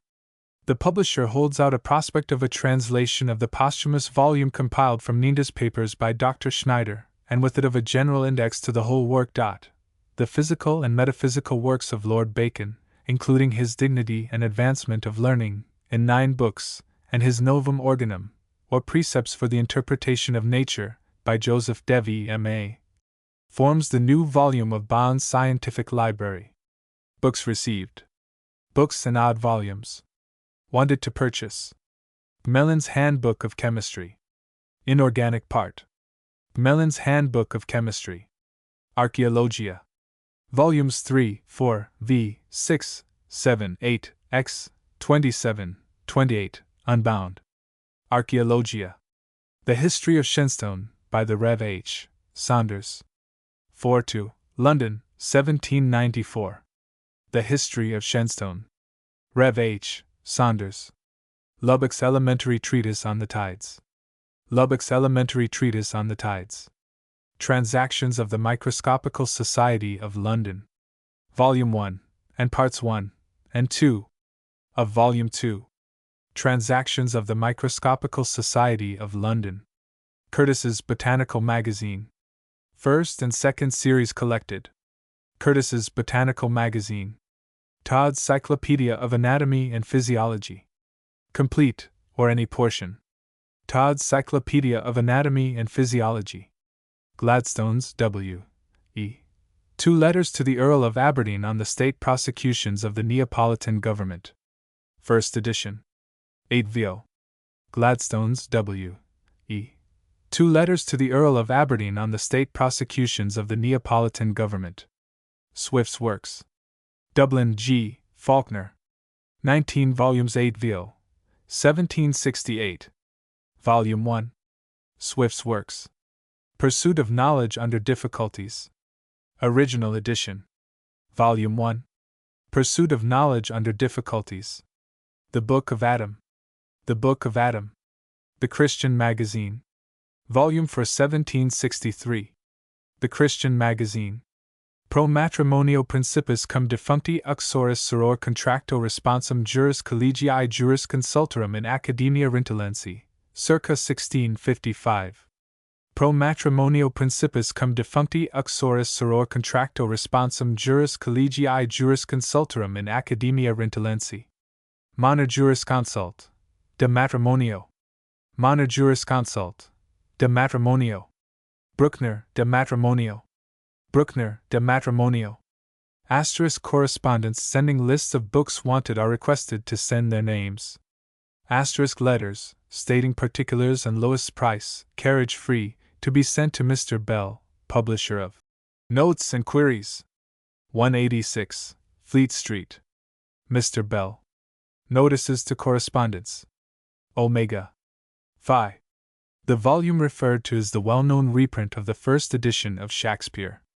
Omega. Phi. Tyro. How can we address a letter to this correspondent? Tyro. A. C. W. The yolk of an egg is the yelk, or yellow of the egg. In Beaumont and Fletcher's Wife for a month it is so written. Like to poached eggs? That had the yelk sucked out. See Richardson's Dictionary S. V. Jarlsberg. The name Radical is only an abbreviated form of Radical Reformer, which was the title originally assumed by the political party now known as Radicals. Jarlsberg. C. E. B. M. B. Dublin. The query shall be immediately inserted, if forwarded. The former does not appear to have been received. Recknack. Dowse, Illustrations of Shakespeare, Volume 1, page 301, speaking of the passage, sans teeth, sans eyes, and c. shows that the word sans, introduced into our language as early as the time of Chaucer, has sometimes received on the stage a French pronunciation, which in the time of Shakespeare it certainly had not. Recknack. H. Henderson, Glasgow. Glass may be cemented for photographic baths, and c. with sealing wax. We think our correspondent would find Dr. Diamond's collodion process far simpler than that which he is following. H. Henderson. Replies to photographic querists next week. Replies to photographic querists. Mr. Weld Taylor's cheap method of iodizing paper in our next number.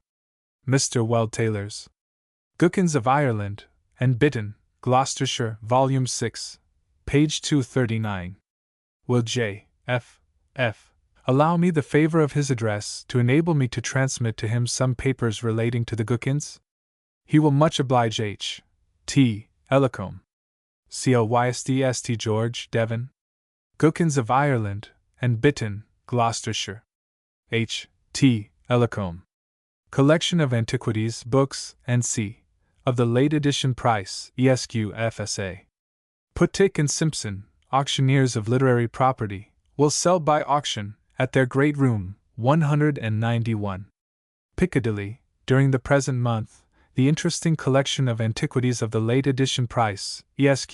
FSA, including many valuable specimens of Roman, Saxon, and other pottery, coins, ancient and medieval metalwork, and other interesting objects, many of which have been engraved in the various archaeological and pictorial journals, and have been the subject of frequent reference in Notes and Queries. Catalogues will be sent on application. Notes and Queries. Mr. Gladstone's Election. Just published in 8 vo. Price 1s. A statement of facts connected with the election of the Right Hon. W. E. Gladstone as member for the University of Oxford in 1847, and with his re-elections in 1852 and 1853, by Sir Stafford H. Northcote, Bart., a member of Mr. Gladstone's committee. Oxford and London, J. H. Parker. In FCP 8 vo. Price 1s. 60. Ecclesi Anglicani Religio, Disciplina, Ritusque Sacri, ca sine Episcopi Denomensis Opusculum. Accident Argumenta Quidem Bravura de Fide Catholica AC Reformation Anglicana. In Appendice, Ecclesi Anglicani Catechismus. Edited Frederikus Merrick M.A. Call. S.S. Trinitat. Apud Oxon Sosis. Oxonii Apud J. H. Parker. Just published, with etchings, price 1s. An urgent plea for the revival of true principles of architecture in the public buildings of the University of Oxford. By George Edmund Street, F.S.A., Diocesan Architect for the Diocese of Oxford. Oxford and London, J. H. Parker. A literary curiosity, sent free by post on receipt of 3 postage stamps. A facsimile of a very remarkably curious, interesting, and droll newspaper of Charles II. S. J. H. Fennel 1. Warwick Court, Holborn, London. Just published, price 1s, free by post 1s, 60. Directions for obtaining positive and negative pictures by the collodion process, and for printing the proofs in various colors upon paper, by T. Henna. The ammonio iodide of silver in collodion, for taking portraits or views on glass, cannot be surpassed in quickness or delicacy of detail. Chemicals of absolute purity especially prepared for this art. Every description of apparatus with the most recent improvements. Instruction given in the art. Delatuche and Company, 147. Oxford Street. To members of learned societies, authors, and C. Ashby and Dangerfield, lithographers, draftsmen, and printers 18. Broad Court, Long Acre. A. N.D. respectfully beg to announce that they devote particular attention to the execution of ancient and modern facsimiles, comprising autograph letters, deeds, charters, title pages, engravings, woodcuts, and c. which they produce from any description of copies with the utmost accuracy, and without the slightest injury to the originals. Among the many purposes to which the art of lithography is most successfully applied, may be specified archaeological drawings, architecture, landscapes, marine views, portraits from life or copies, illuminated missas, monumental brasses, decorations, stained glass windows, maps, plans, diagrams, and every variety of illustrations requisite for scientific and artistic publications. Photographic drawings lithographed with the greatest care and exactness. Lithographic Offices 18. Broad Court, Long Acre, London. To book buyers. All readers, collectors, librarians, and persons fond of literature or literary information should not delay sending for a catalogue, gratis, published nearly every month, of purchases of books, old and new, at extraordinary low prices, and in good condition, in every department. English and foreign, too. Thomas Cole, 15. Great Turnstile, Lincoln's Inn Fields, London. Just published, No. I. Price 3d, or stamped 4d, of the Journal of the Photographic Society. Contents. Introductory remarks. Inaugural meeting of the Society. Proceedings at the first ordinary meeting. Papers read 1. Sir William J. Newton upon photography in an artistic view. 2. Mr. R. Fenton on the objects of the Photographic Society. 3. Dr. J. Percy on the waxed paper process. Review and correspondence. No. 2. Will be published on the last day of this month. Taylor and Francis, Red Lion Court, Fleet Street. Bennett's Model Watch, as shown at the Great Exhibition, No. 1. Class X, in gold and silver cases, in 5 qualities, and adapted to all climates, may now be had at the manufactory, 65. Cheapside. Superior gold London-made patent levers, 17, 15, and 12 guineas. Ditto, in silver cases, 8, 6, and 4 guineas. First-rate Geneva levers, in gold cases, 12, 10, and 8 guineas. Ditto, in silver cases, 8, 6, and 5 guineas. Superior lever, with chronometer balance, gold, 27, 23, and 19 guineas. Bennett's pocket chronometer, gold, 50 guineas, silver, 40 guineas. Every watch skillfully examined, timed, and its performance guaranteed. Barometers 2L, 3L, and 4L, thermometers from 1S, each. Bennett, watch, clock, and instrument maker to the Royal Observatory, the Board of Ordnance, the Admiralty, and the Queen. 65. Cheapside. Ross's photographic portrait and landscape lenses. These lenses give correct definition at the center and margin of the picture, and have their visual and chemical acting foci coincident. Great Exhibition Jurors Reports, page 274. Mr. Ross prepares lenses for portraiture having the greatest intensity yet produced, by procuring the coincidence of the chemical actinic and visual rays. The spherical aberration is also very carefully corrected, both in the central and oblique pencils. Mr. Ross has exhibited the best camera in the exhibition. It is furnished with a double achromatic object lens, about 3 inches aperture. There is no stop, the field is flat, and the image very perfect up to the edge. Catalogue sent upon application. A. Ross 2. Featherstone Buildings, High Holborn. To photographers. Mr. Philip Delamotte begs to announce that he has now made arrangements for printing calotypes in large or small quantities, either from paper or glass negatives. Gentlemen who are desirous of having good impressions of their works may see specimens of Mr. Delamotte's printing at his own residence, 38.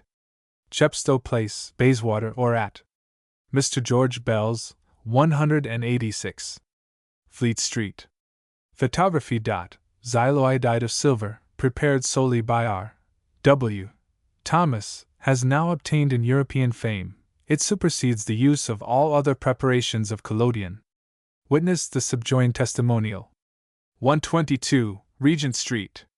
Dear Sir, in answer to your inquiry of this morning, I have no hesitation in saying that your preparation of collodion is incomparably better and more sensitive than all the advertised collodioiodides, which, for my professional purposes, are quite useless when compared to yours. I remain, dear Sir, yours faithfully, N. Henneman. N. Henneman.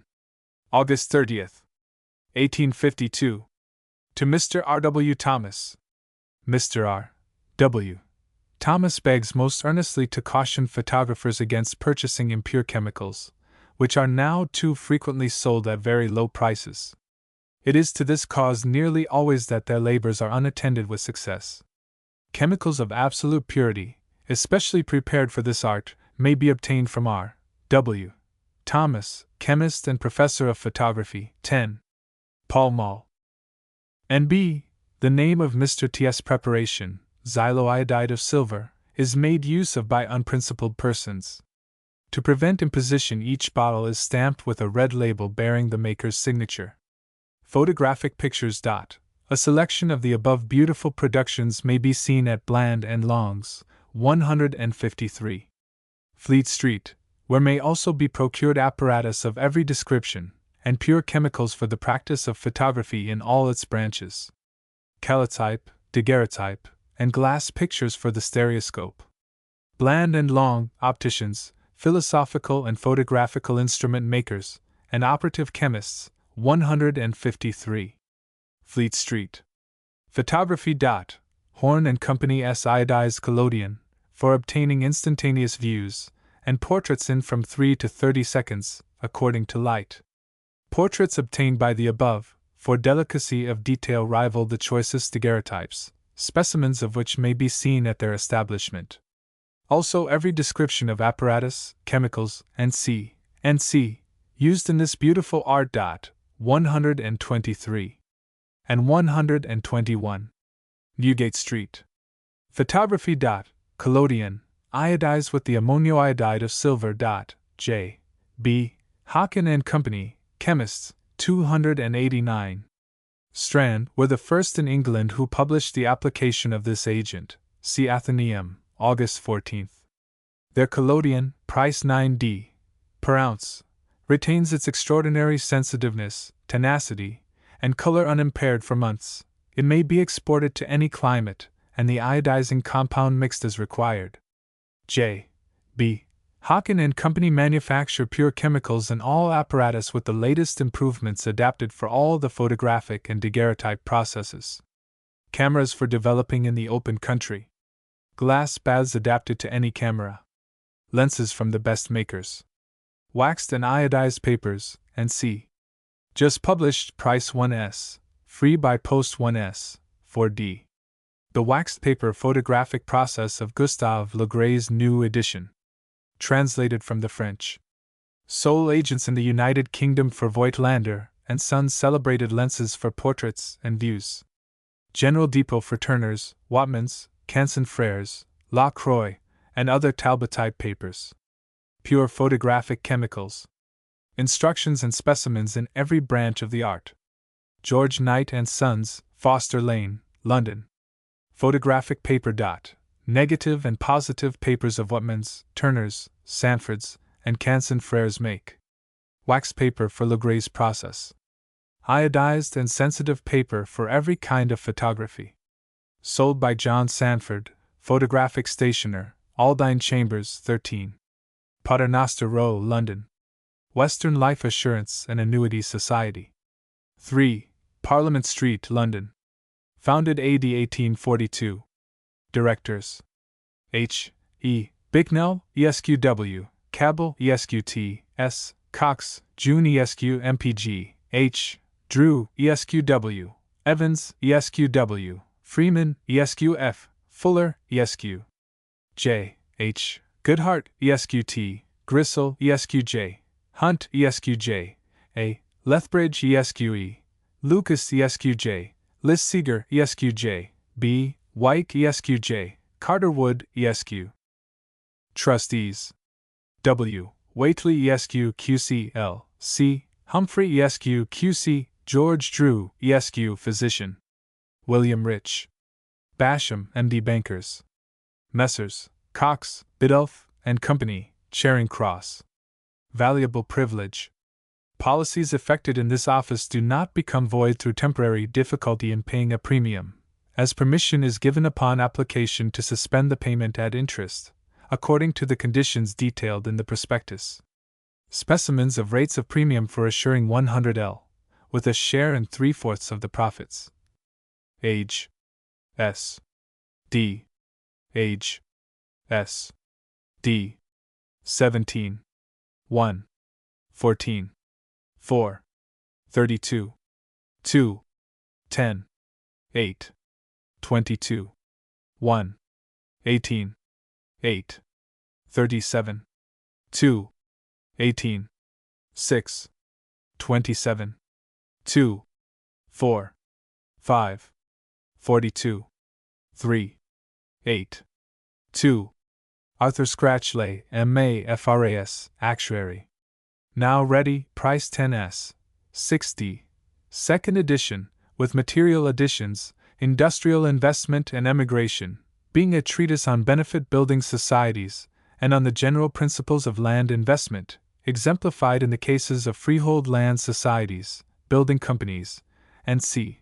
with a mathematical appendix on compound interest and life assurance. By Arthur Scratchley, M.A., Actuary to the Western Life Assurance Society, 3. Parliament Street, London. Established 1841. Medical, invalid. And General Life Office. 25. Pall Mall. During the last 10 years, this society has issued more than 4,150 policies, covering assurances to the extent of £1,687,000 and upwards, yielding annual premiums amounting to £73,000. This society is the only one possessing tables for the assurance of diseased lives. Healthy lives assured at home and abroad at lower rates than at most other offices. A bonus of 50% on the premiums paid was added to the policies at last division of profits. Next division in 1853, in which all policies effected before June 30, 1853, will participate. Agents wanted for vacant places. Prospectuses, forms of proposal, and every other information may be obtained of the Secretary at the chief office, or on application to any of the Society's agents in the country. F. G. P. Neeson, Actuary. C. Douglas Singer, Secretary. United Kingdom Life Assurance Company, established by Act of Parliament in 1834.8. Waterloo Place, Pall Mall, London. Honorary Presidents: Earl of Corton, Earl Laven and Melville, Earl of Norbury, Earl of Stair, Viscount Falkland. Lord Elphinstone, Lord Belhaven and Stenton, W.M. Campbell, Esq., of Tillotson. London Board. Chairman: Charles Graham, Esq., Deputy Chairman. Charles Downs, Esq. H. Blairavarn, Esq.E. Lennox Boyd, Esq., FSA, Resident. C. Barrick Curtis, Esq. William Fairley, Esq. D. Q. Henriquez, Esq. J. G. Henriquez, Esq. F. C. Maitland, Esq. William Railton, Esq. F. H. Thompson, Esq. Thomas Thorby, Esq. Medical Officers. Physician: Arthur H. Hassall, Esq. MD 8. Bennett Street, St. James's. Surgeon: F. H. Thompson, Esq. 48. Berners Street. The bonus added to policies from March, 1834, to December 31, 1847, is as follows: Sum assured. Sum assured. Time assured. Time assured. Sum added to policy. Sum added to policy. Sum payable at death. Sum payable at death. In 1841. In 1841. In 1848. In 1848. Pound SD. Pound SD. Pound SD. Pound SD. Pound SD. Pound SD. 5,000. 5,000. 14 years. 14 years. 683.68. 683.68. 787.10. 787.10. 6,470.16.8. 6,470.16.8. Asterisk 1,000. Asterisk 1,000. 7 years. 7 years. 157.10. 157.10. 1,157.10. 1,157.10. 500. 500. 1 year. 1 year. 1150. 1150. 511.50. 511.50.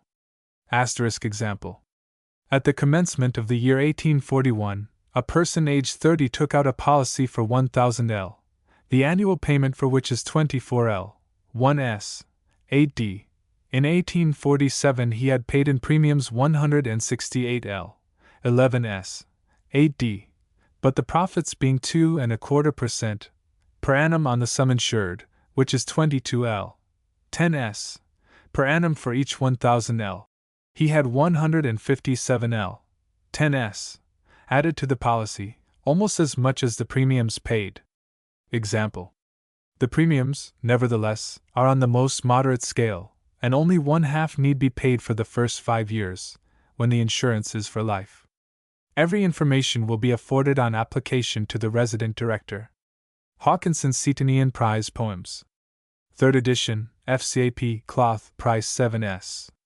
Poems. By Thomas Edwards Hawkinson, M.A., late of Corpus Christi College, Cambridge. London, T. Hatchett, 187. Piccadilly. Just published, 12th edition, price 7s. Proverbial Philosophy. By Martin F. Tupper of Christ Church, Oxford. London, T. Hatchett, 187. Piccadilly.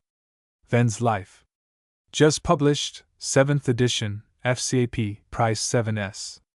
The Life and a selection from the letters of the late Rev. Henry Venn, M.A., author of The Complete Duty of Man, N.C., edited by the Rev. Henry Venn, B.D., Prebendary of St. Paul's.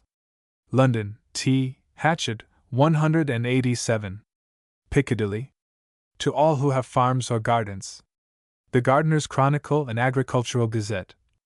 The horticultural part, edited by Professor Linley, of Saturday, March 5, contains articles on beet sugar by Mr. Dean, birds predatory, books noticed, calendar horticultural, remarks on cattle, chest diseases in cedar and deodar by Mr. Glendinning, chemistry agricultural by Johnstone, Rev. Coffee planting, crops, theory of rotation of by Mr. Russell, deodar and cedar of Lebanon, in Murrayshire by Mr. Gregor, drainage by Mr. Mitchell, farming steam, Tullian, careless, forest, Delamere by Mr. Lipscomb, fruits, changing names of, fuchsia, culture of by Mr. Mayle, fungi Indian, with engraving, Horticultural Society's garden noticed, Hovia celsi, hyacinths in glasses, irrigation, Italian by Captain Smith, land to fork by Mr. Mecci, law, cost of prosecutions, mangold wurzel crop on a wheat stubble, expenses per acre by Mr. Mecci, plants, spring treatment of bedding by Mr. Lucas, plows and plowing, Rothamsted and Kilwas experiments by Mr. Russell, societies, proceedings of the horticultural, agricultural, of England, steam power, sugar beet by Mr. Dean, temperature of January, 1838, Tubbs slate, Ustilago vittata, with engraving, weather statistics, wheat, Lois Whedon's system of growing by Mr. Goodiff. The Gardener's Chronicle and Agricultural Gazette contains, in addition to the above, the Covent Garden, Mark Lane, Smithfield, and Liverpool prices, with returns from the potato, hop, hay, coal, timber, bark, wool, and seed markets, and a complete newspaper, with a condensed account of all the transactions of the week. Order of any newsvendor. Office for Advertisements 5. Upper Wellington Street, Covent Garden, London. Old London. FAC simile. Etchings of a set of drawings, showing the fortifications, round London, as directed to be done by the Parliament in 1642. No. S. D. 1. Plan of the fortifications. 2. 0. 2. A redoubt with 2 flanks, near St. Giles Pound, a small fort at east end of Tyburn Road, a large fort, with 4 half-bulwarks, across the Tyburn Road. 2. 6. 3. A small bulwark at Oliver's Mount, against Tyburn Brook. 1. 0. 4. A large fort with 4 bulwarks on the Reading Road, beyond Tyburn Brook, a small redoubt and battery on the hill from St. James's Park. 2. 0. 5. A court of guard in Chelsea Road. 1. 0. 6. A battery and breastwork in Tothill Fields. 1. 0. 7. A quadrant fort with 4 high breastworks at Foxhall. 2. 6. 8. A fort with 4 half-bulwarks in St. George's Fields. 2. 0. 9. A large fort with 4 bulwarks at the end of Blackman Street. 3. 0. 10. A redoubt with 4 flanks at the end of Kent Street. 2. 6. 11. A bulwark and a half on the hill at the end of Gravel Lane. The view up the river showing London Bridge is very interesting. 3. 6. 12. A hornwork near the church at Whitechapel Street. 3. 0. 13. A redoubt with 2 flanks at Brick Lane. 1. 0. 14. A redoubt at the Hackney corner of Shoreditch. A redoubt at the corner of the road to Edmonton at Shoreditch. 3. 0. 15. A battery and breastwork on the road to Islington. 3. 0. 16. A battery and breastwork at the end of St. John Street. 3. 0. 17. A view of London from the north, showing the fortifications from Whitechapel to Tothill Fields, also the old walls and gates of London, from the Tower Hill to Ludgate. Size 40 inches by 8. A marvelous view. 10. 0. 18. A battery at Grayson Lane. 2. 6. 19. 2 batteries at Southampton House. 2. 0. 20. Portrait of the author, Captain Joe, heir of Colonel Cromwell's own regiment. 1. 0. Subscribers are requested to send their name to Mr. Peter Thompson, 1. Unabridged Place, Trinity Church, Regent's Park, where the original drawings can be seen. The prints to be paid for on delivery. New archaeological and historical publications. Ackermann's Remains of Pagan Saxondom. 4-2. With colored plates. Parts 1 to 3. 2s. 60 each. Numismatic Chronicle and Journal of the Numismatic Society, quarterly. Number 59. 3s. 60. Bowman's Reliquae Antiqui Ebracenses. Remains of antiquity relating to the county of York. 4-2. Plates. Numbers 1 to 4. 2s. 60 each. The Ulster Journal of Archaeology. 4-2, Part 1, quarterly. 12s. per year. Caulfield's Episcopal and Capitular Seals of the Irish Cathedral Churches. 8vo, Part 1, Cashel and Emly. Plates 1s. 60. Duncan's Archaeological Mine. Comprising the history of the county of Kent. 8vo, Parts 1 to 3. 8d. each. Hunter's Rev. Joseph, Historical and Critical Tracts. Post 8vo, numbers 1 to 4. 2s. 60 each. Suggestions on the Ancient Britons. 8vo, Part 1, 7s. 60. Publications of the Antiquarian Etching Club for 1852. 4-2. 67 plates. 10s. annually. Retrospective Review. Comprising copious critical analyses of old books. 8vo, numbers 1 and 2. Quarterly. 2s. 60 each.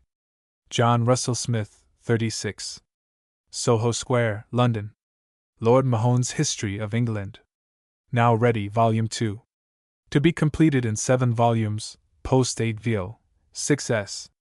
A History of England, from the Peace of Utrecht to the Peace of Versailles, 1713 to 1783. By Lord Mahone. 3rd and Revised Edition. A volume to be published every 2 months. John Murray, Albemarle Street. The Devereux Earls of Essex. Now ready, with portraits, 2 volumes 8vo, 30s. Lives of the Earls of Essex, in the reigns of Elizabeth, James I, and Charles I, 1540 to 1646. Founded upon many unpublished private letters and documents. By Captain, the Hon, Walter Borchia Devereux, R.N. John Murray, Albemarle Street. Just published, pages 720, plates 24, price 21s. A History of Infusorial Animalcules, living and fossil, with descriptions of all the species, and abstracts of the systems of Ehrenberg, Dujardin, Crutzing, Siebold, and C. by Andrew Pritchard, Esq., M.R.I. Also, price 5s. A General History of Animalcules, with 500 engravings. Also, price 8s, 6d. Micrographia, or Practical Essays on Microscopes. London, Whitaker and Company, Ave Maria Lane. Printed by Thomas Clark Shaw, of No. 8 New Street Square, at No. 5 New Street Square, in the parish of St. Bride, in the City of London, and published by George Bell, of No. 186. Fleet Street, in the parish of St. Dunstan in the West, in the City of London, publisher at No. 186. Fleet Street aforesaid. Saturday, March 12, 1853. Thomas Clark Shaw. George Bell.